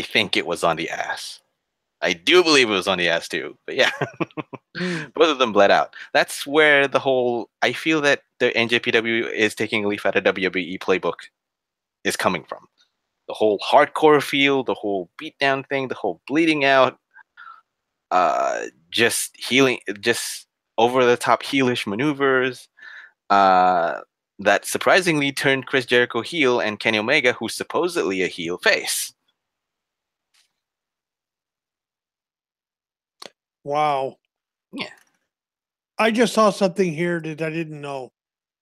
I know. I saw it in chat. Ambrose Ellie, I'm sorry. I did not know. My heart's with you. I understand how it feels. Yeah. Yeah. Shit. I need to step away for a minute. Sure. I mean, while my pod partner's stepping out, let me just take a quick break to just give a shout out to Ambrose Ellie. Thoughts go with you. I know the news. I did a quick condolence to you. Just that sorry for your loss. Condolences to you. I know you're coping well, but stay strong as well. We're all behind it. We're all behind you, and we're here if you need. We're here if you need us. And yes, Ambrose Ellie bleeding on the ass. It is sort of funny. I think the biggest comment was that Chris Jericho has a laceration on his ass. It's an asseration. So that's the funny bit that I got from a comment standpoint. The whole thing went for about 30 minutes. I thought it was longer. I thought it was longer, 35, maybe 40 minutes. I thought it wasn't even, it was an hour. And my note was on that when it was done, it was, oh my God, that was a ride. Now I am not sure whether I can watch Naito and Okada, which I did. Mm. and like and basically when I was like I said earlier, I had to give praise to the entrance for the entrance crew, the Titantron crew for making the whole uh, video package when they're making the entrances. It shows here when Kazu Okada and Tetsuya Naito came out for them. For Naito, when he came out, the Titantron was showing his journey from being the Stardust genius to the path that he's taking now, where he's facing his destiny of trying to wrap up his 4-year chase for the gold, in all sense. And of course, when Kazu Okada came out, it's just him hamming up to the crowd with his history and his Rainmaker gimmick. And okay, of course, whenever the Rainmaker gimmick comes out, money will come out from the sky. The only and people are already commenting about long tights and back to bleach blonde hair, back to heel mode. I was thinking back to heel mode. I see. Are you playing Jin Kazama from Tekken? Probably so, right? So yeah, and of course the whole. I have again credit where credit's due. The whole entrance for both Naito and Okada were perfect. It wasn't overblown, it wasn't over the top, but it was perfect. Especially for the Titantron video and the entrance thing, also perfect. A quick note I did notice from the corner of my eye when Okada was finishing up his entrance, the cleanup crew was quickly cleaning up the bills, the Okada bills that fell from the sky to the ground. They were quickly cleaning it up and quickly rushing it back to the backstage. It was funny in my eyes. I don't know. I don't know. I don't know they worked that fast. And when I realized it, oh, okay, so no wonder I can't really get those Okada builds. They were sweeping it up quite fast, my opinion, and yeah, god damn it, we could not manage to catch one Okada build when it fell. So yeah, okay, fine, probably because of the seating. You do know that when Rainmaker when Okada comes out and does the Rainmaker gimmick, money falls from the sky. Real money or fake money? Fake money. Okay. What's brilliant about these fake money is that these fake money are printed with Okada's face on it. So I call it the Okada bill. So you didn't get any. Yeah, I think it was more because of the seating position that we are in. So, in a sense that we can't really catch it. So yeah. And of course, like I said back on my pulling out notes, because from the corner of my eye, I saw that the cleanup crew were cleaning those bills very, very quickly, putting them quickly in bags and then just rushing it off to the backstage. while they were trying to start the whole match, they was quick, sweep the whole thing into bags and get out of there as quickly as you can. Wow. Yeah. It's almost like the Shane money. Yeah. I think it's a funny thing for me to do when I was saying it. But this is also another moment where when people were chanting, the hairs on my arms stand up on it, I got goosebumps. People were chanting so loudly for Naito, even though they were sitting down, even though some of them were standing up chanting in Naito's name. I think a man, I think he was a white man. I think he was a foreigner. He was a gaijin as well as I did. He was sitting like 5 or 6 seats in front of me. He stood up and raised his hands in salute, and a fist in salute for Naito. That was brilliant. So that was brilliant. Just shows that Naito is so totally over, even though you don't want, even though the whole entrance is finished, they're still chanting him. And then when the whole match started, okay, they went quiet just to concentrate on the whole thing. So respect. That's one thing I like about the Japanese crowd. They have that. Yeah. Even though the entrance ended for both Okada and Naito, the reaction for it, the chanting was loud. And of course, I had to go quickly up to the point with the And of course, obviously, people are saying people know this already.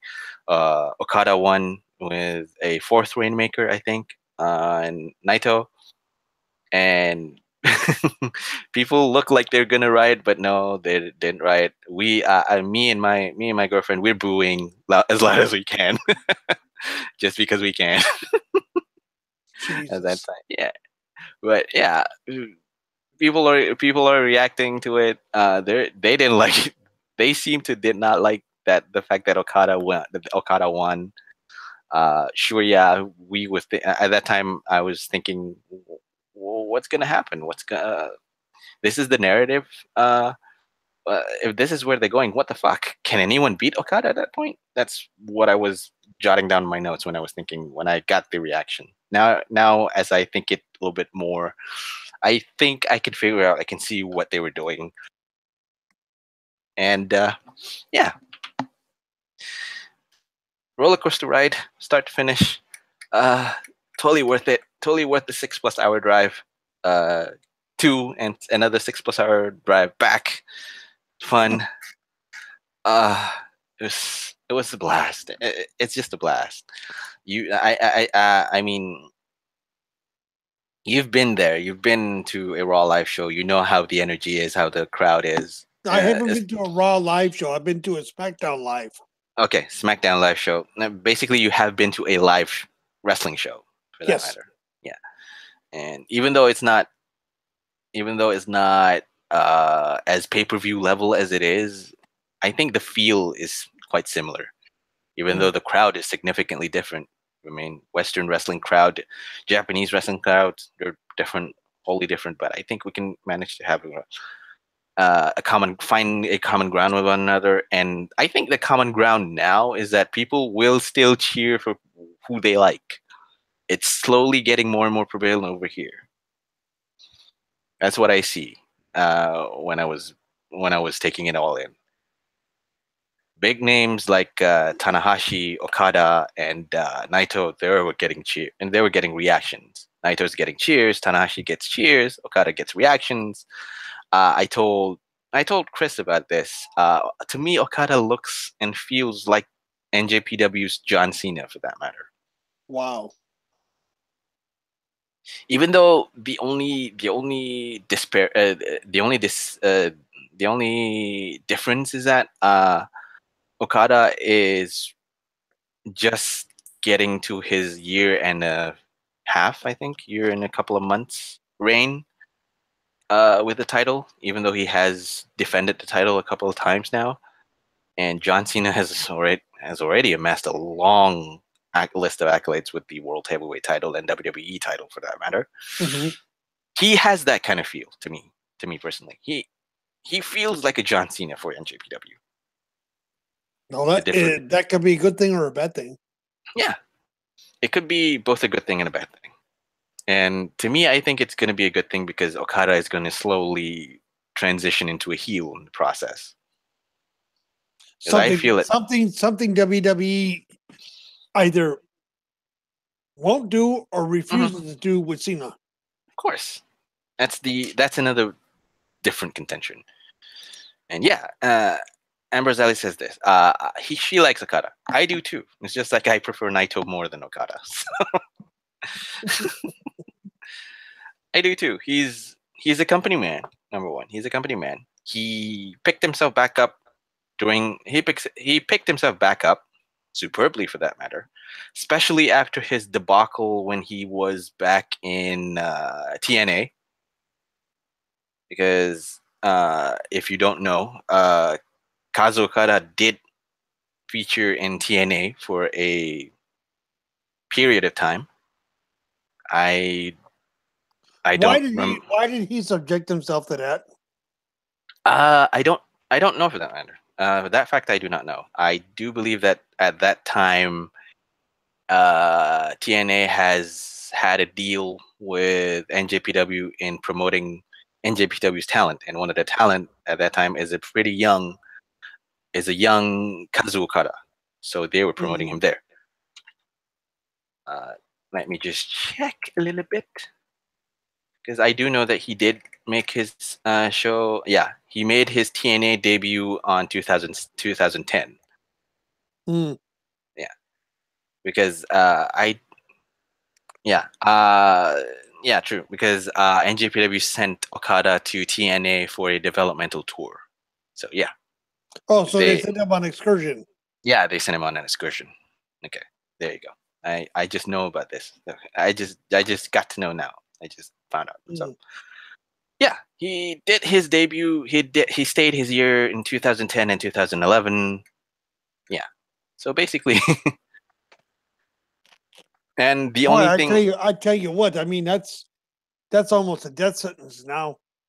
yeah, it's almost a death sentence. And I do believe that I think Okada did mention about it, saying that even though NGPW mainly says that the reason that they canceled the relationship between TNA and NJPW is because of TNA's handling of Kazu Okada.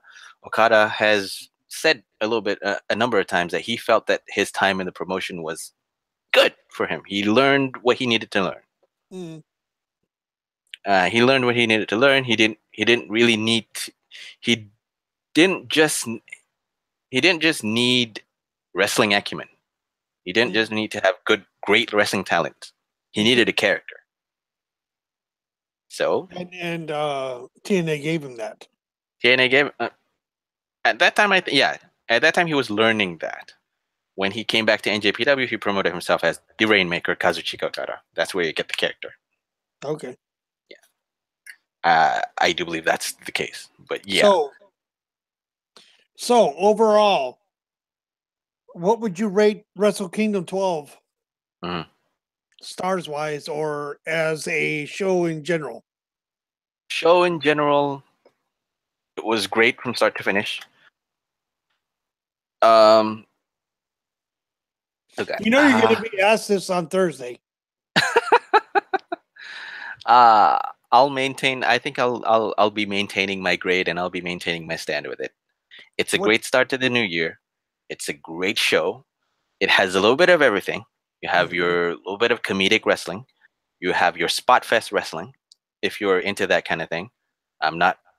I'm not discrediting you. I'm not. I'm not saying. I'm not saying that. I'm not seeing you less of a person or a wrestling fan. If you like those kind of things, there's there in Takahashi, Kushida, Osprey, Scroll 4-way. There's a lot of flips. There's a lot of high risk maneuvers there. It's enjoyable. To me, at that time when I was watching live, it was a little bit too fast for me, but I enjoyed it nonetheless. There's comedic wrestling in the form of Toru Yano for that never open weight six man title. There's hard hitting wrestling in the form of Goto versus Suzuki. There's WWE-esque wrestling in the form of Jericho and Omega. There was always the big match. There's the big match feel with Naito and Okada. You have everything. You have a little bit of everything here. Okay, Comedic wrestling. Yeah. You haven't given a grade. Okay. Considering that we're going on, grades on A to B to C to D. No, this is an A. Wow. Great start to the year, I believe.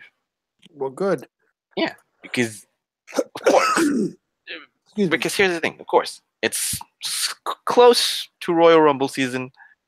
It's a few ways away from WrestleMania season as well. Of course, I think in a positive state, in a positive mindset, who's not excited for Royal Rumble? It's going to be chaotic. It's going to be a mess, but of course, we expect that from Royal Rumble. Mm-hmm. Yeah.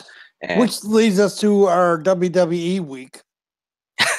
Do we have the time? Do we still have the time to talk about WWE week? No. We have about 10, 15 minutes. We can touch on it briefly. Sure. Okay. So, the only thing that was good for me was the match between Samoa Joe and Roman Reigns. Oh yeah, in Raw. Okay. On Raw, that was in my opinion match of the night for them. We got to see Roman Reigns be in peril most of the match, but in the end, went out and showed just how much he appreciates the title he has. I mean, here's the thing. You know, you do remember what I said about AJ Styles, right? Mm. And how he's the champion that WWE needs to have now. Yes. Same goes to Roman Reigns. Yeah, he is the champion we need now because on Raw, Brock is not there. Is never there. You can And say we- that. He's almost never there. And in my opinion, and I think you will agree, the Universal title is meaningless right now. But yes, I agree. I agree with 100% certainty that the feel of the special event that is Brock Lesnar holding the Universal title has faded. Yeah. Gone. The whole mystique about it now is gone. Yep. Because he's holding that title for so damn long. Almost 8 months now. Yeah, almost 8 months now. As we slowly creep up to WrestleMania season or Royal Rumble season for that matter. Him holding the title back then was a special event. 8 months later, him holding the title now is a hindrance. Because now I think the biggest joke. The biggest, yeah, and I don't think I won't say joke is a bit harsh. The biggest hindrance for Raw right now is Brock Lesnar holding that title because he's not showing up. He's not going to promote himself or make himself an open challenge or show up on Raw. He's a part-timer. He shows up when there's a big event, pay-per-view or something for that matter. Right now, we're receiving Kane versus Brock Lesnar versus Braun Strowman. Your mileage may vary on the enjoyment of it, but to me personally, I think in this week of Raw, that segment, the only thing positive that comes out from it is Paul Heyman. That's it. Mm-hmm. Although Kane choke slamming Brock to the mat was cool, but setting up, setting up, no, he's Brock not. Lesnar He's not of Undertaker or Kane's league. I'm sorry, that's just no. That was total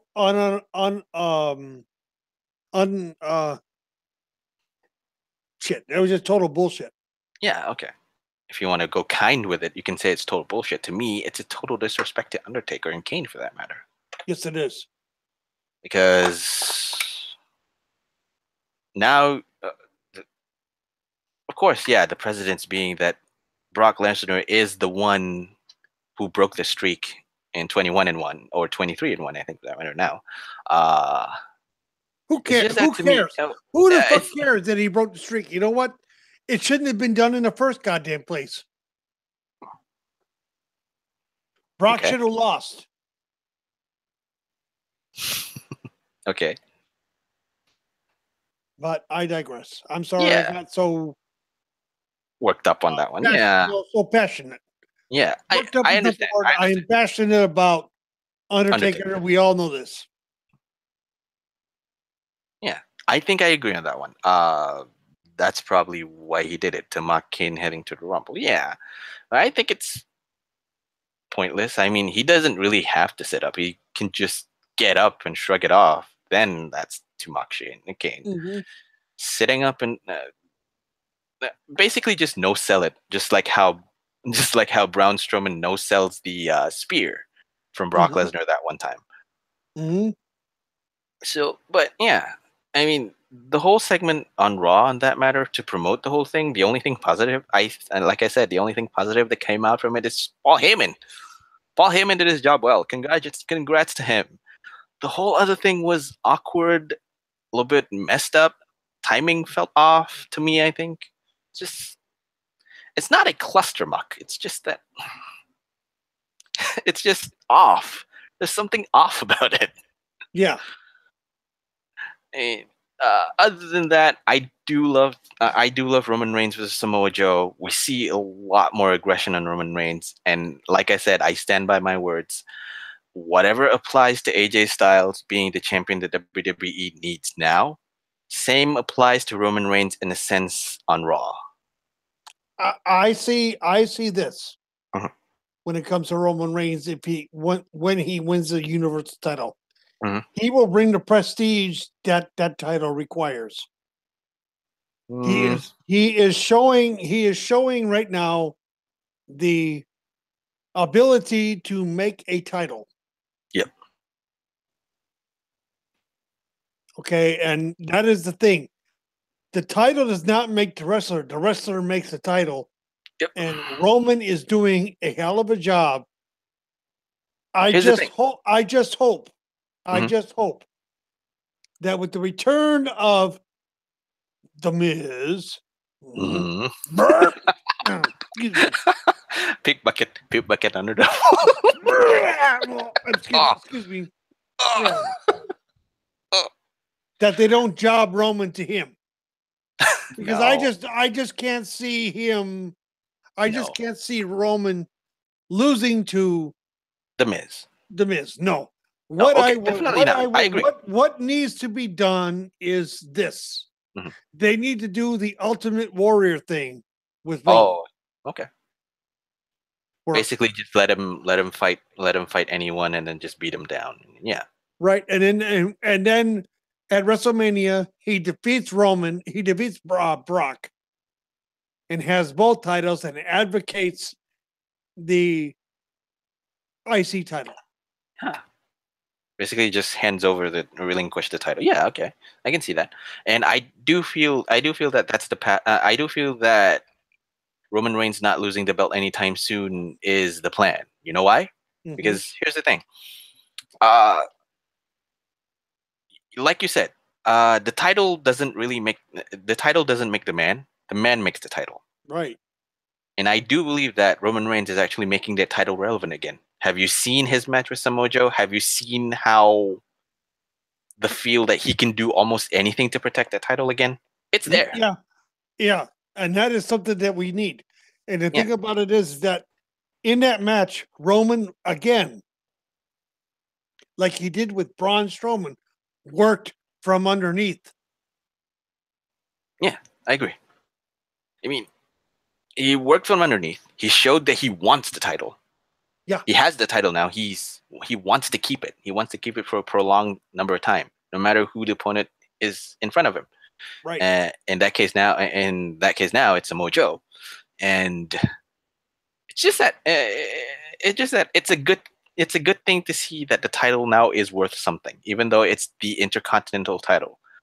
The title is prestigious in and of itself, and with the absence of the Universal title going up to a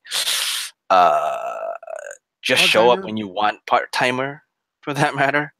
And Um, that pisses me off.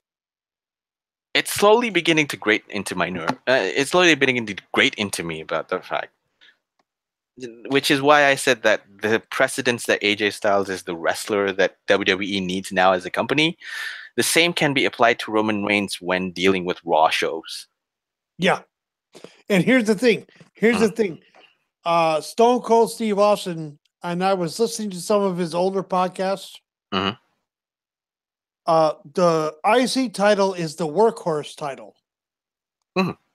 And Roman has shown that he can be that. Yeah.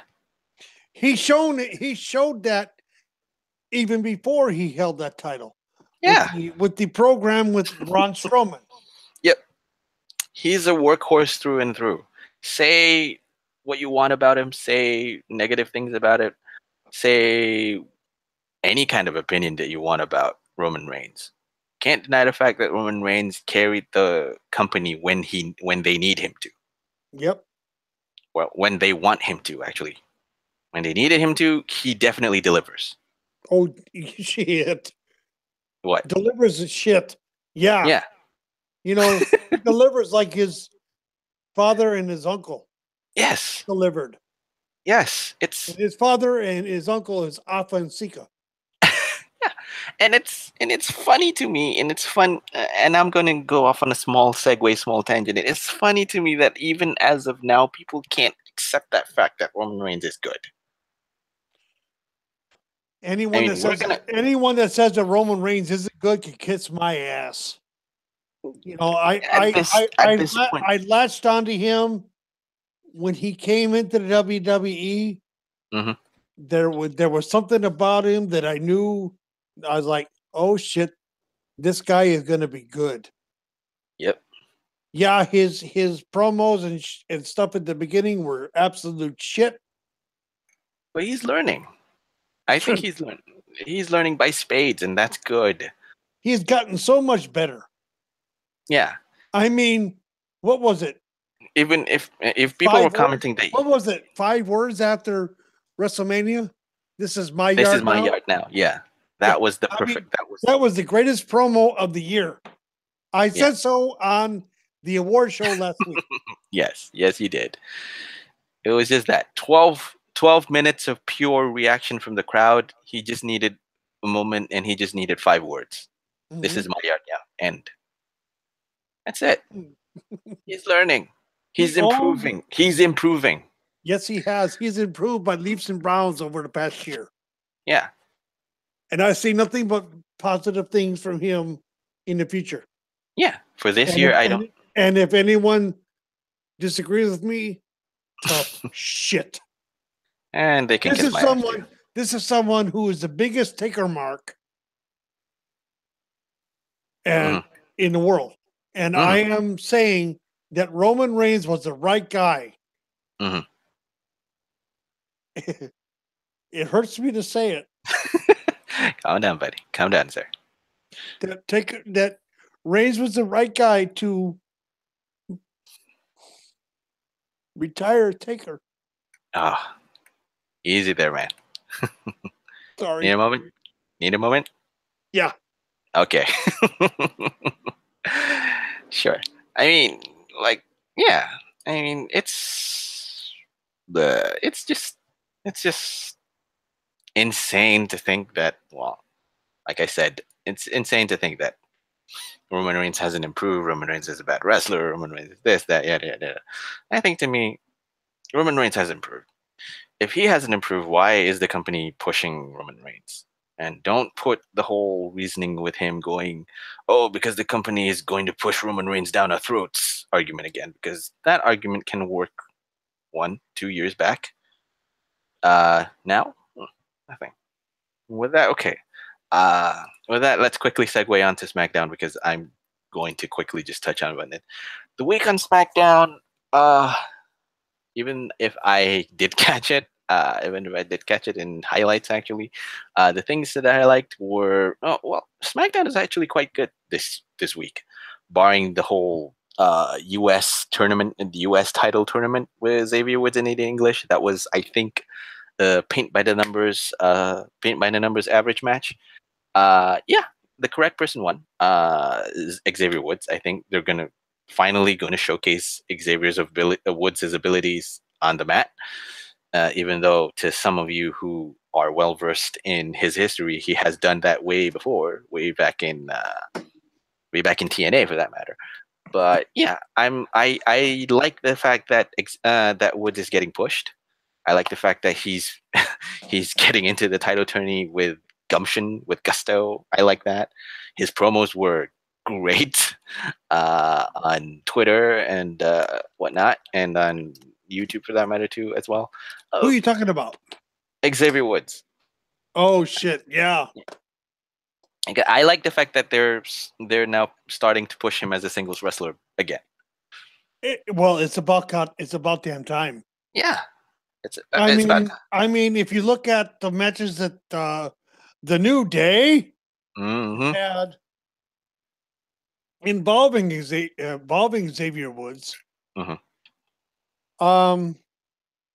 he's the guy that carried the match most of the time. Of course, he's the face in peril, and it's hard to play a face in peril when you're good, when you're actually good in the ring on a one-on-one basis. Like I said earlier on, he has a ton of potential way back when he was in TNA, as if some of you might know, as Consequences Creed. I mean, hell, he and Truth were teaming up together, forming Truth and Consequences. I'm not mistaken. Yeah, I believe so. Back in TNA, and they were good. Yeah, they were good. And I like seeing I'd love to see more of Xavier Woods in the U.S. tourney. Hopefully, he'll overcome uh, the the just relegated to the mid card section Jinder Mahal. Oh, poor Jinder. Who cares? I see Xavier winning the whole thing Hey, I love because that because promo. for the simple fact that Kofi and Big E are going to be ringside, Mhm. as are the Singh brothers, and they're gonna Cancel take, each other out. yeah, Cancel each they're other gonna out. the Kofi and Big E are gonna take out the Singh brothers Ah, early on. yes, I do love the whole Xavier was going. I'm in the I'm in the US title tournament and I didn't know US champ, US champ, US champ. Those kind of thing. That promo was. I just don't. I just one thing I don't like Mhm. is that when Xavier said,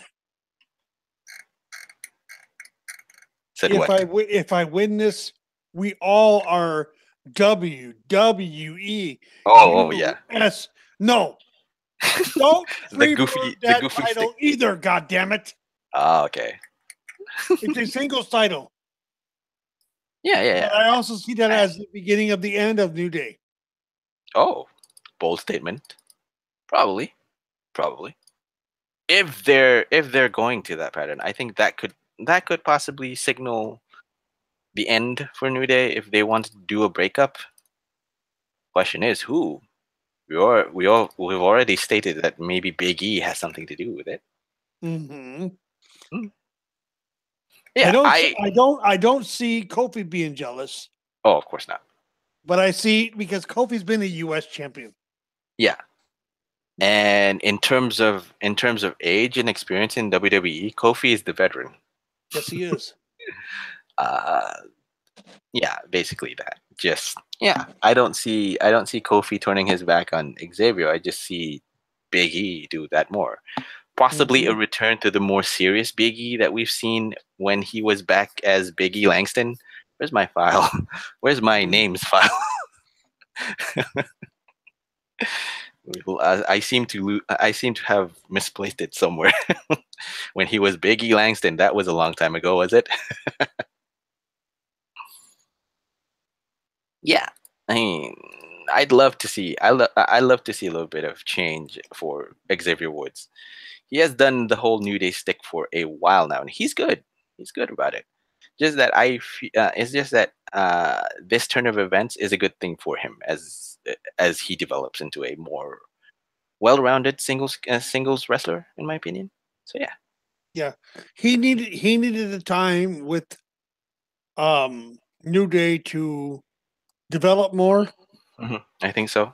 I Probably don't on I the don't characters. I don't think his time with oh, what the hell was his name? Shit.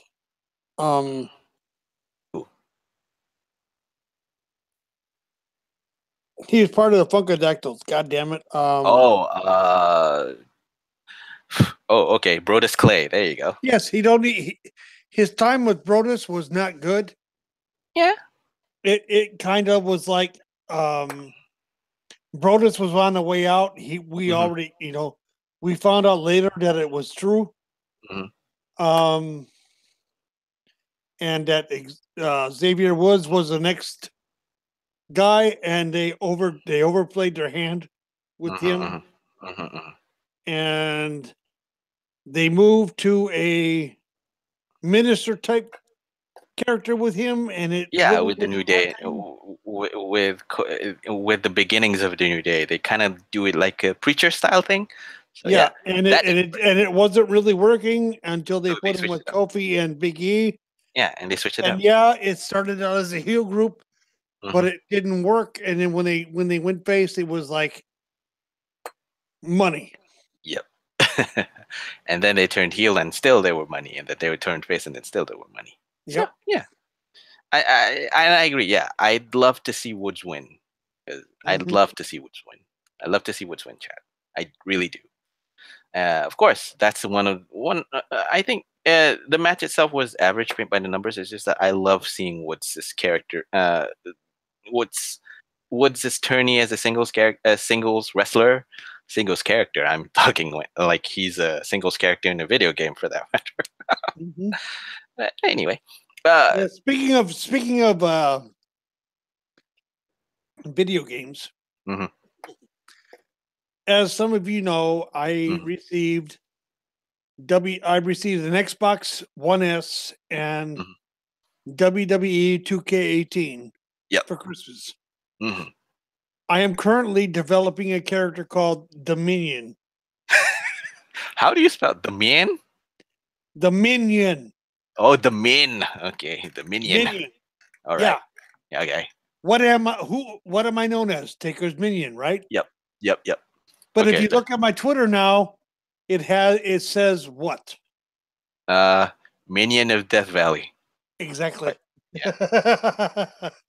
So And basically, that is your fault. why is it my fault? I just put some Japanese words or Japanese quotes that I like. Actually, well, Japanese quote But that the I like. thing about it was when you saw it, you were like, "Oh shit!" Yeah, I was like, oh shit, okay. And you can't tell me it wasn't cool. In a sense, yeah, it is cool. I can't say that it's not cool because, well, it's always cool when you're a minion of Death Valley or anything of Death Valley, Yeah, Slayer of because Death Valley. ooh, I may have to look that up. Anything that sounds with Death Valley Soul sounds Stealer, cool, damn it. Soul Stealer of Death Valley. Ooh. Ooh, that's too long. I was almost tempted to suggest to you the Shinigami of Death Valley. I think that's not actually that long. Yeah, that's actually that. Shinigami, what does that mean? Tell me now. Reaper. Ooh, Shinigami is Grim Reaper, basically. ooh, I may have to do that. Roughly I Grim may have Reaper. to use that. You do know that Biggie's Twitter handle is Shinigami with him replacing the I in the end with the E. Mm-hmm. So yeah, he kind of want to sort of do that, but nah, he's not. So I don't know where he's leading off with Shinigame. So if I want to pronounce it that way, But does that tell you how much into wrestling I am? yes. So basically, you're making a character of yourself, name yourself as the minion of the valley, and playing W2K18. That's exactly it. That's exactly it. I have an idea. Maybe you should share your Xbox One ID to the whole thing. Should they want to play? Not ready yet. Yeah, not ready yet. Oh, okay. He's still training for it, guys. He's still training he's still going through the ropes with the whole game system. Yeah, I'm still learning from Matt Bloom. Oh. You're playing the career mode? Mm-hmm. I guess so. Anyway, I digress on this one. You know what? You know what my finisher is? You what? Flaming Let me guess. Hammer. What? Flaming Hammer Pile Driver. Let me guess. Burning Hammer Pile Driver or something like that? Yes. I thought so. Burning Hammer. The ultimate pile driver. Damn The it. ultimate pile driver. Better than a tombstone. I think you could rename it to this though. I think you could rename it as how to say it. That finisher. Soul Reaper. Yeah, that's cool. Oh. I'm Or also learning submissions right now. Oh God. Give him a month or two. By then you'd actually see Taker's Minion actually playing a full match with any one of you online if you want to try have a hand with it. Yes, this turned from wrestling talk to 2K talk super fast. Especially in Hell in a Cell. I will own your ass. You will bleed. He likes color. I think the first option you did was go to options, enable blood. Yes, I did. I thought so. If you won't bleed, you won't wrestle me. God damn it. This turned from wrestling entertainment to gaming wrestling super fast. Yes, it did. Yes, it did, Square Circle. Yes, it did. But you know what? He likes it. You love loves it. it. So do I. Bite me. As you might say. I mean, okay, to wrap it up as quickly as I can, the week in wrestling was awesome, especially if you're an NJPW fan, especially if you're a wrestling fan in general who watches WK12, as well as the New Year Dash. Taker didn't know that the New Year Dash is free on NJPW World. I'm sorry, buddy. I should have told you. Maybe Yeah, I you forgot. should have. God damn it. Because I was too tired. Maybe I don't know. Oh, that's no excuse. You're supposed to keep your co-host informed. God damn it.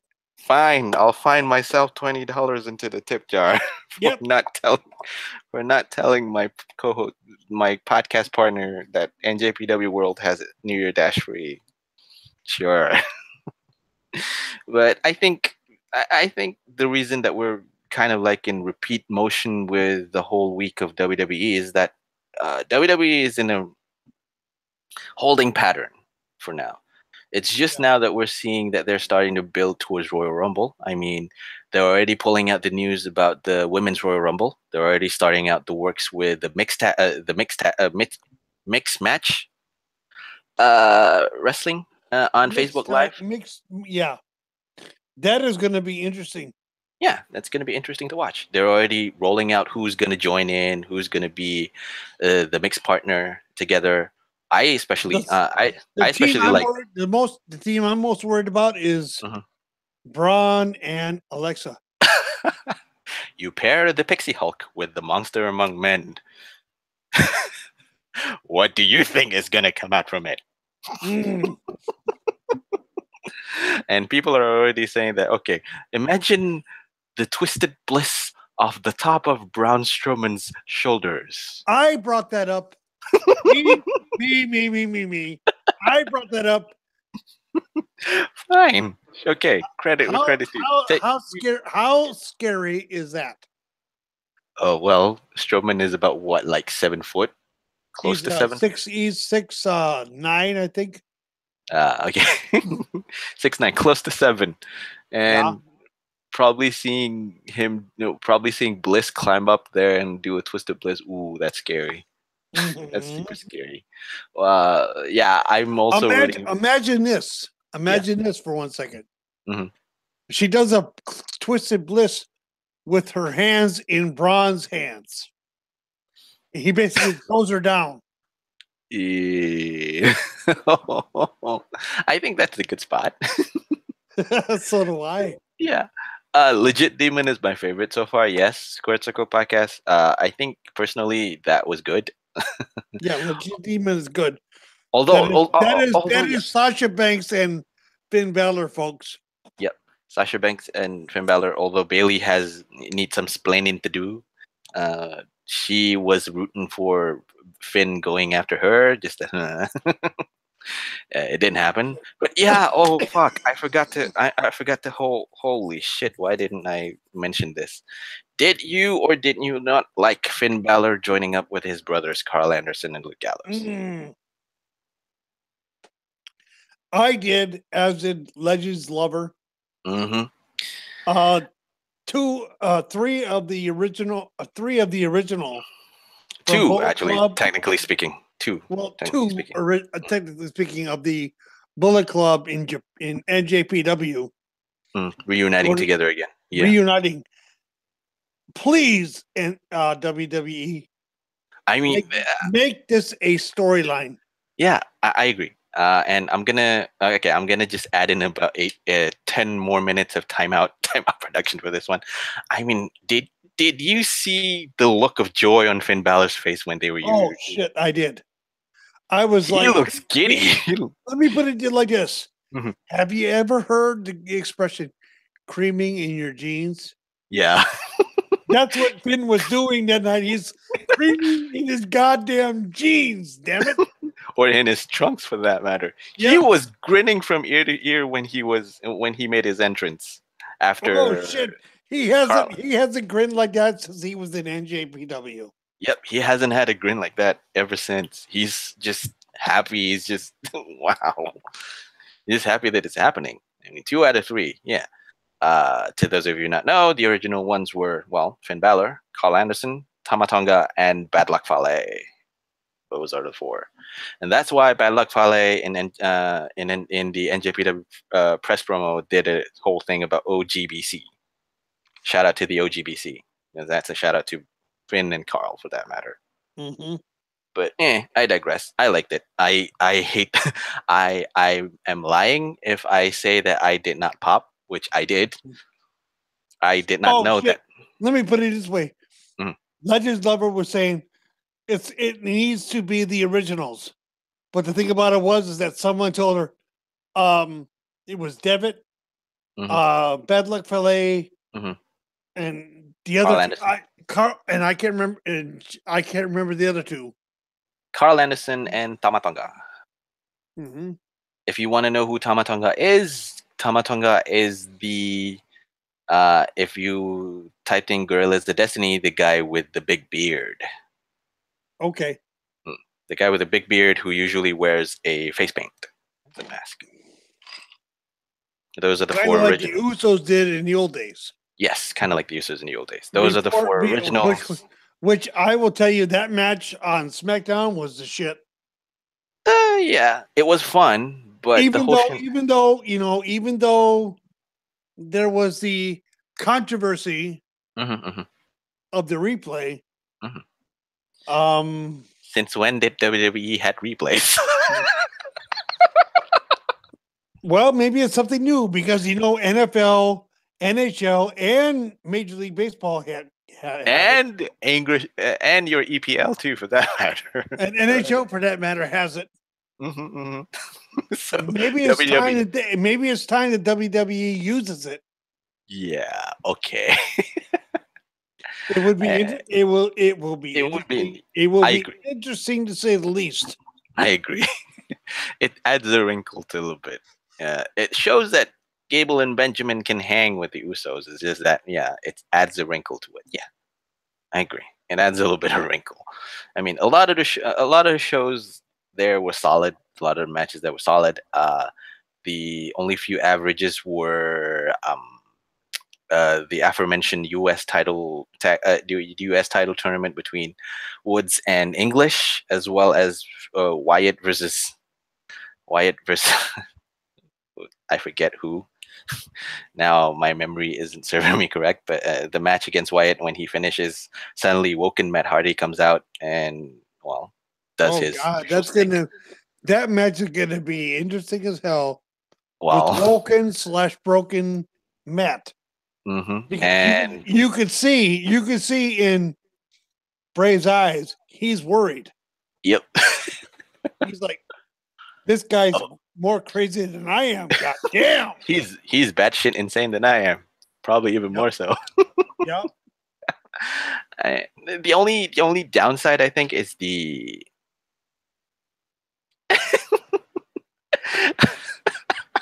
What are you laughing about? Check the chat. The wrong Uso. They pinned the wrong Uso. Yeah, they did. That was the funny thing about it. They did. I can actually tell the 2 goddamn Usos apart now.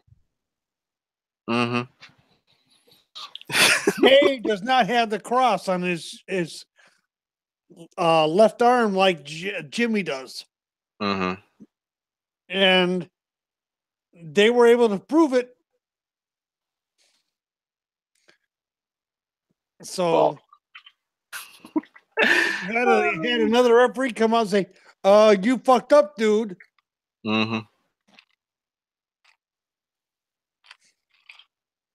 Well, it's gonna be interesting to say for sure. If you want to watch the whole thing, it's just they go through it. That's the funny thing about it. They go through it and say, well, the thing about it is that what the fuck? Who the fuck? Shit. Not. Oh, Chad Gable pinned uh Jimmy, but he wasn't the legal guy either, to be perfectly honest. So there is that. I agree. I mean, that's one. But I think the biggest talking point is the main event of the whole thing, where AJ Styles faced up against Sami Zayn and won. Oh, that one to me, that match was total bullshit. Well, actually, no, not one. AJ Styles faced up against Sami Zayn and lost due to shenanigans and interference and whatnot. And then suddenly Daniel Bryan saying, "Okay, this is bullshit. I am going to put AJ Styles in a 2-on-1 match versus Sami Zayn and Kevin Owens." To me, it was total bullshit. Storyline wise, it's not. It's fine. The match, I agree. It's the match. I agree. The match is average. The whole storyline point is fine. It's just that it's convoluted. Yeah, it is. It's slowly building up to be as convoluted as a mess as possible, and we're still not getting any answers as to what's Daniel Bryan's status. Is he a face? Is he a heel? Is he colluding with Zayn and Owens? Is he just protecting? Is he just protecting the integrity of SmackDown Live? Is he just pissed off at Shane McMahon? Yeah. I'm still asking those questions, and I still don't get my answers yet. But again, I'm still waiting. I'm still having a ton of patience with it because I do realize that we're slowly creeping back up to Royal Rumble. We're slowly picking up the pace. Yes, I know, Chris. They're trying to make Daniel Bryan Danielson a heel to hurt his perception. Rumor has it, though. Yeah, rumor has it that they're trying to ruin him before his contract ends. Yeah, rumor has it. I can see WWE doing. If they're going to do that, it's just that here's one more wrinkle. Daniel Bryan is currently married to a Brie Bella, whose twin sister is Nikki Bella, who is also ipso facto tied up with John Cena. But I don't see that. It's the longest of longest stretches, in my opinion. On my I don't end, see that. I don't see that saving him. You know, maybe Daniel, or maybe Daniel is pushing too hard to wrestle again, and this is the way of them saying, "Listen, you little bastard, you won't be cleared, and you won't ever be cleared by our doctors to wrestle." Yeah, I agree. It's their way of saying, yeah. I mean, oh, sorry, Chris. You already said, Chris. You already said that. That is what I'm seeing right now. You already said that last week. Yeah. But yeah, I agree. Vince shouldn't be running the fucking company anymore. I agree too, but you know what? Would you risk one of your top talents, possibility of dying in the fucking ring? I would. On your watch, for that matter? No. What, Chris? What? Say it, goddamn it! Say it. It shouldn't be running the fucking company anymore. I said it before, and I'll say it again. What, Chris? Say it. You got the balls? Say it.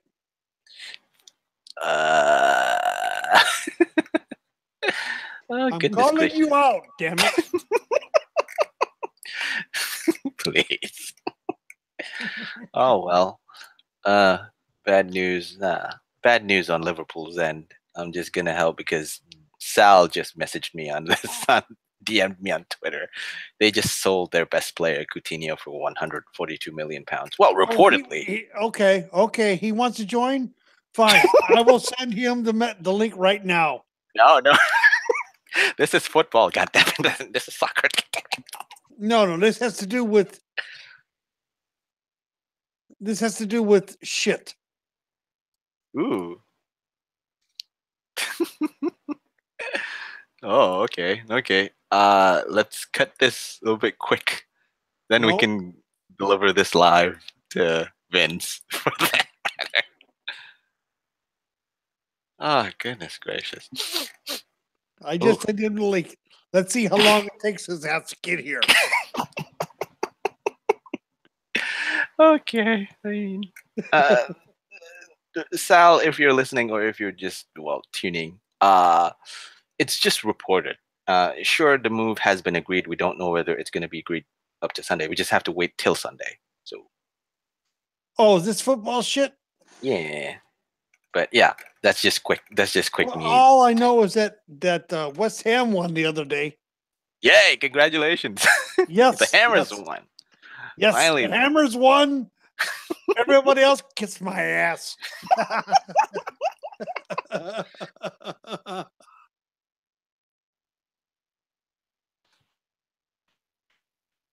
All right, Chris. It's heresy. It's blasphemy.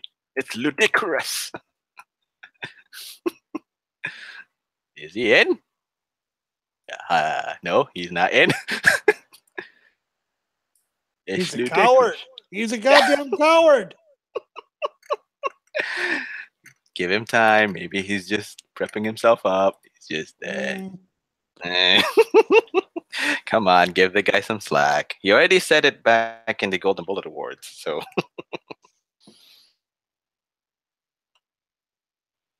he already said it in the Golden Bullet Awards. He doesn't really need to prove himself again, although he can actually prove himself again.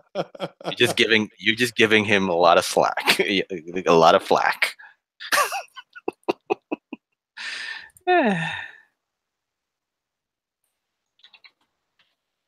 Oh shit.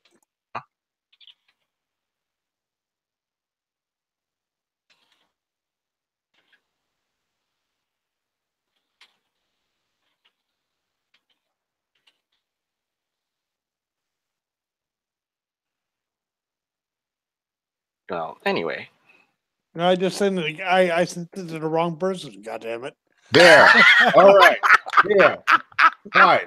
Load the plane up with the safe. Drop the safe on the office in Stamford, Connecticut, and Vince needs to get the fuck out. Pull off the goddamn mortal coil. And listen, I'm gonna clear this up right now. I'm not saying that they should just clear Daniel Bryan to wrestle immediately and just let him go full ham. You know, do whatever the hell he wants, risk for his own life. If the doctors genuinely say that he shouldn't wrestle, at least release the actual medical reports that show all this to the public, so that people can see what the doctors are saying, and also let him get second opinions from other professionals who can say whether or not those diagnoses are accurate or not. But for the love of God, to try and turn the biggest babyface of the last decade into a heel just for petty reasons like this is the most idiotic thing that they could ever think to do. And they have done some pretty fucking idiotic things in the past 5 years. Let's be honest here. Yes, they have. That I agree. What it was that Daniel Bryan came out publicly and said he was having seizures and all this other shit regarding concussions. Yes. That's his own goddamn fault. Do you honestly think that the doctors for WWE are going to clear him? I don't think so. No, I don't expect that they would, but I also know that he has also said that he has worked on a different style that is more based on submissions and doesn't require him to take as many bumps. Bullshit. Give him the listen. Bullshit. Calm down. He is going to do his dive through the ropes. No, I don't expect that he would. Now that he is married with a child, I don't expect that he would put himself on the line in that way. But I do understand his desire to want to wrestle again, and if he does, I do too. I'm not going to fault him for that. You know, you know me, I'm willing to give a guy the benefit of the doubt. You know that. Yeah. My thought process has always been, if you really want to do something badly enough, you'll find a way to do it, even based on the limitations you have. And I believe Daniel Bryan is capable of doing that, since he is one of the smartest wrestlers that has ever been in the game. man's an innovator of so many different things. I firmly believe that he has the ability to create his own style. Let me ask you a question there, Chris. Yeah. Is he as smart as CM Punk was? I don't know. With that, because I definitely. I don't have enough experience with CM Punk's early career to be able to say one way or another. Let's put it this way. CM Punk could write his own shit for 15, 20 weeks. Good. All right, then. Well, I would say that they're probably on an equal playing field. And I'm sure that they would probably say the same thing about each other. Yeah. I'm sure. Because they're both fans of each other. By you. Yeah. It's Brooklyn. We just had a foot of snow 2 days ago. They still haven't adequately plowed the streets, and everything's a fucking mess. Of course, there's a lot of noise right now.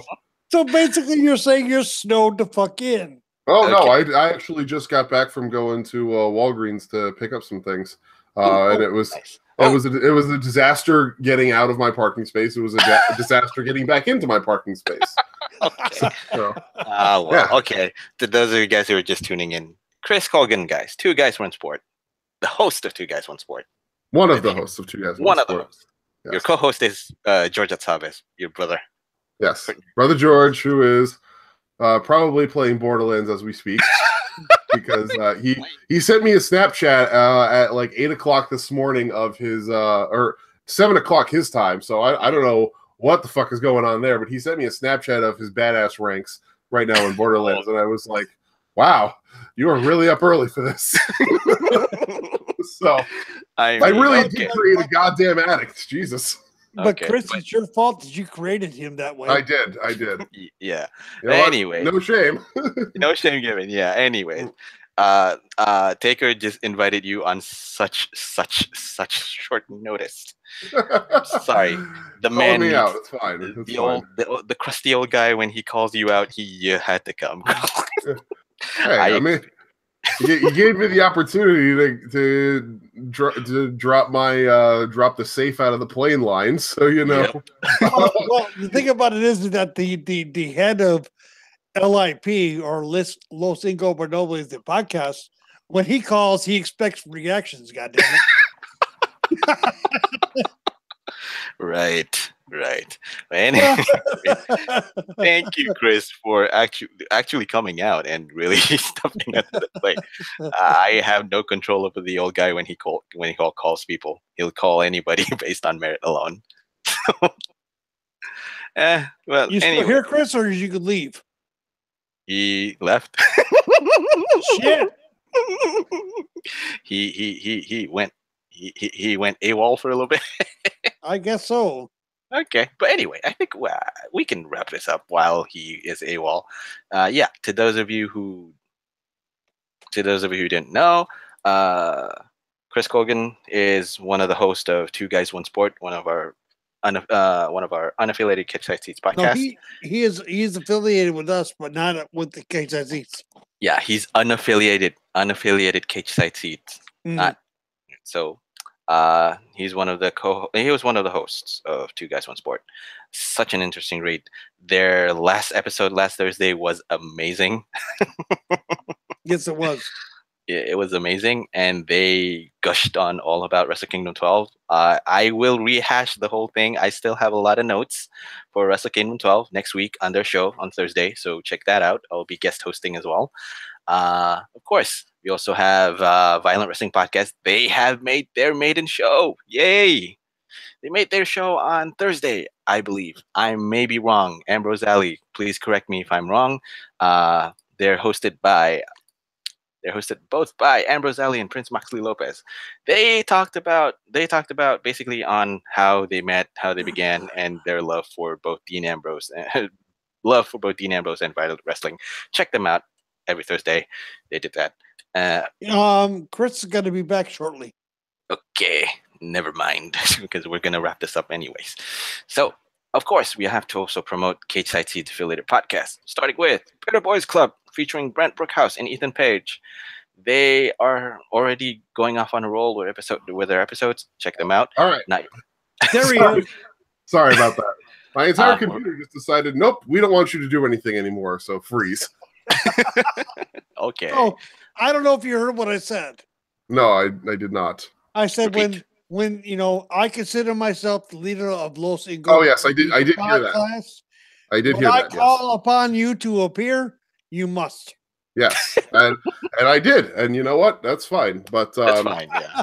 Anyway, yeah, I started off on a whole big tangent there after that, and not realizing that my entire computer had frozen. So, Well, go on your tangent then. Now, right. go ahead. Yeah. I mean, Okay. this whole storyline is just idiotic in so many ways. Like they wrote themselves into a corner that can't really be gotten out of. Because where do they go from here? I mean, because this is gonna go all the way until Mania. You know that that's how it's gonna go. Daniel Bryan can't wrestle though, so what do? Do they have Kevin Owens and Sami Zayn be his surrogates and wrestle for him against somebody nominated by Shane and probably against Shane himself, or do Sami Zayn and Kevin Owens start infighting with each other and then the whole storyline just crumbles into nothingness? Like. What do? Either way, regardless, it's going to be awful because there's no way to do this well from here. We just have to check out to next week. That's all I can say about that. Anyway, well, I've already heard, or I've heard rumors. I've read rumors that say that the Royal Rumble match is going to be the beginning of the end of the Kevin Owens and Sami Zayn. Yeah. Yeah. Anyway. We'll see what happens, I think. All I know is that I have confirmed for the 25th with you. Yes. Very okay. Please let me just finish up all this wrapping up thing. Yeah. Before that, Keeping Up with the Kayfabe, featuring Mark Riley, Jody May Esquire, and Jack King. Oh, Bros Before Elbows has just returned to cage side seats after a predetermined amount of hiatus, featuring Anthony, Farron, and Tommy. Of course, like I said, 2 Guys, 1 Sport with Crazy Chris, as well as Georgia Saves, Curtain Jerker. Like Taker said, he'll be appearing on the 25th of January. You will be too. Episode. You better be there too. Well, I'll be there too. 25th. Yeah. Royal Rumble Super Show. We're having a whole panel of luminaries from all over the place coming to talk about the Royal Rumble. Going to give some predictions. Going to have a whole lot of good discussion about all the nonsense happening at the Royal Rumble, and it's going to be a nonsense pay-per-view. So we're prepared. I just knew about that. Oh shit! Is it going to be one of your one of your shit shows? Probably. Probably.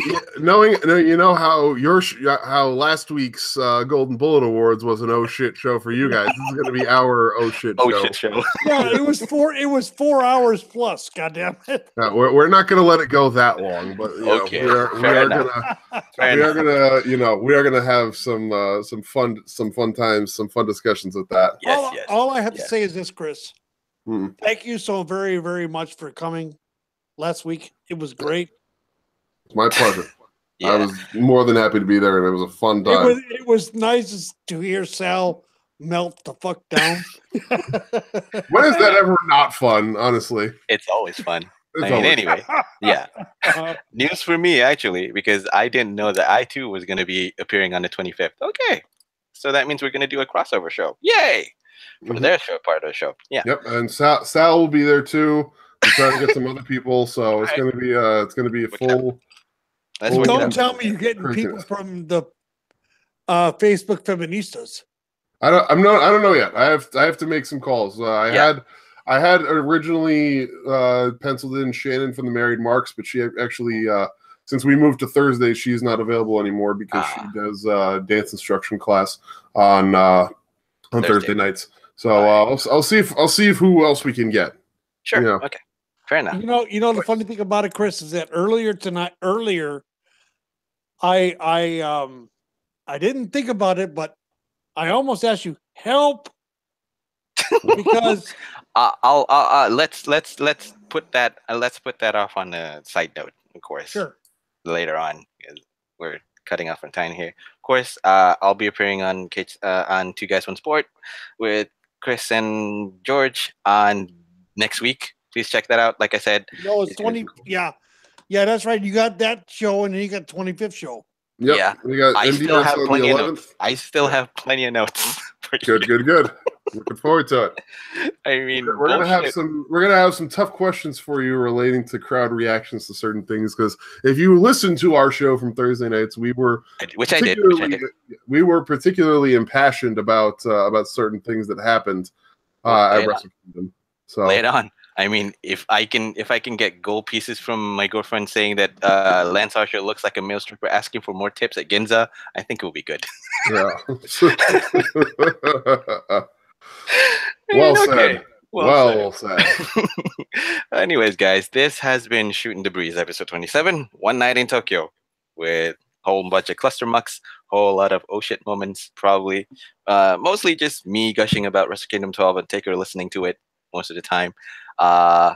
Thank you so much for listening. I know we stretched this way over our time limit. For that, I apologize. When Taker pulls in people, I have to follow. So. Yeah, I am the master of this goddamn show. Yes, you are. You are the host. You are the boss. I can't say much about it. Anyway, it's been Shoot the Breeze, episode 27, One in Tokyo. Catch me, Mr. Ducksinju, on Twitter at BeckyGotBank666. You can catch Taker's Minion on Twitter as well at Taker_Minion. Yep. Catch both of us either on the daily and the nightly as well in the cage sites. We'll be happy to interact, talk, bullshit, do stuff like that. Again, this has been Shootin' the Breeze, episode 37, One Night in Tokyo. Hope you have fun. We'll see you next week for Taker's Minion as well as for Chris. I'm MDS. We'll see you next week. Later, guys. Uh-huh.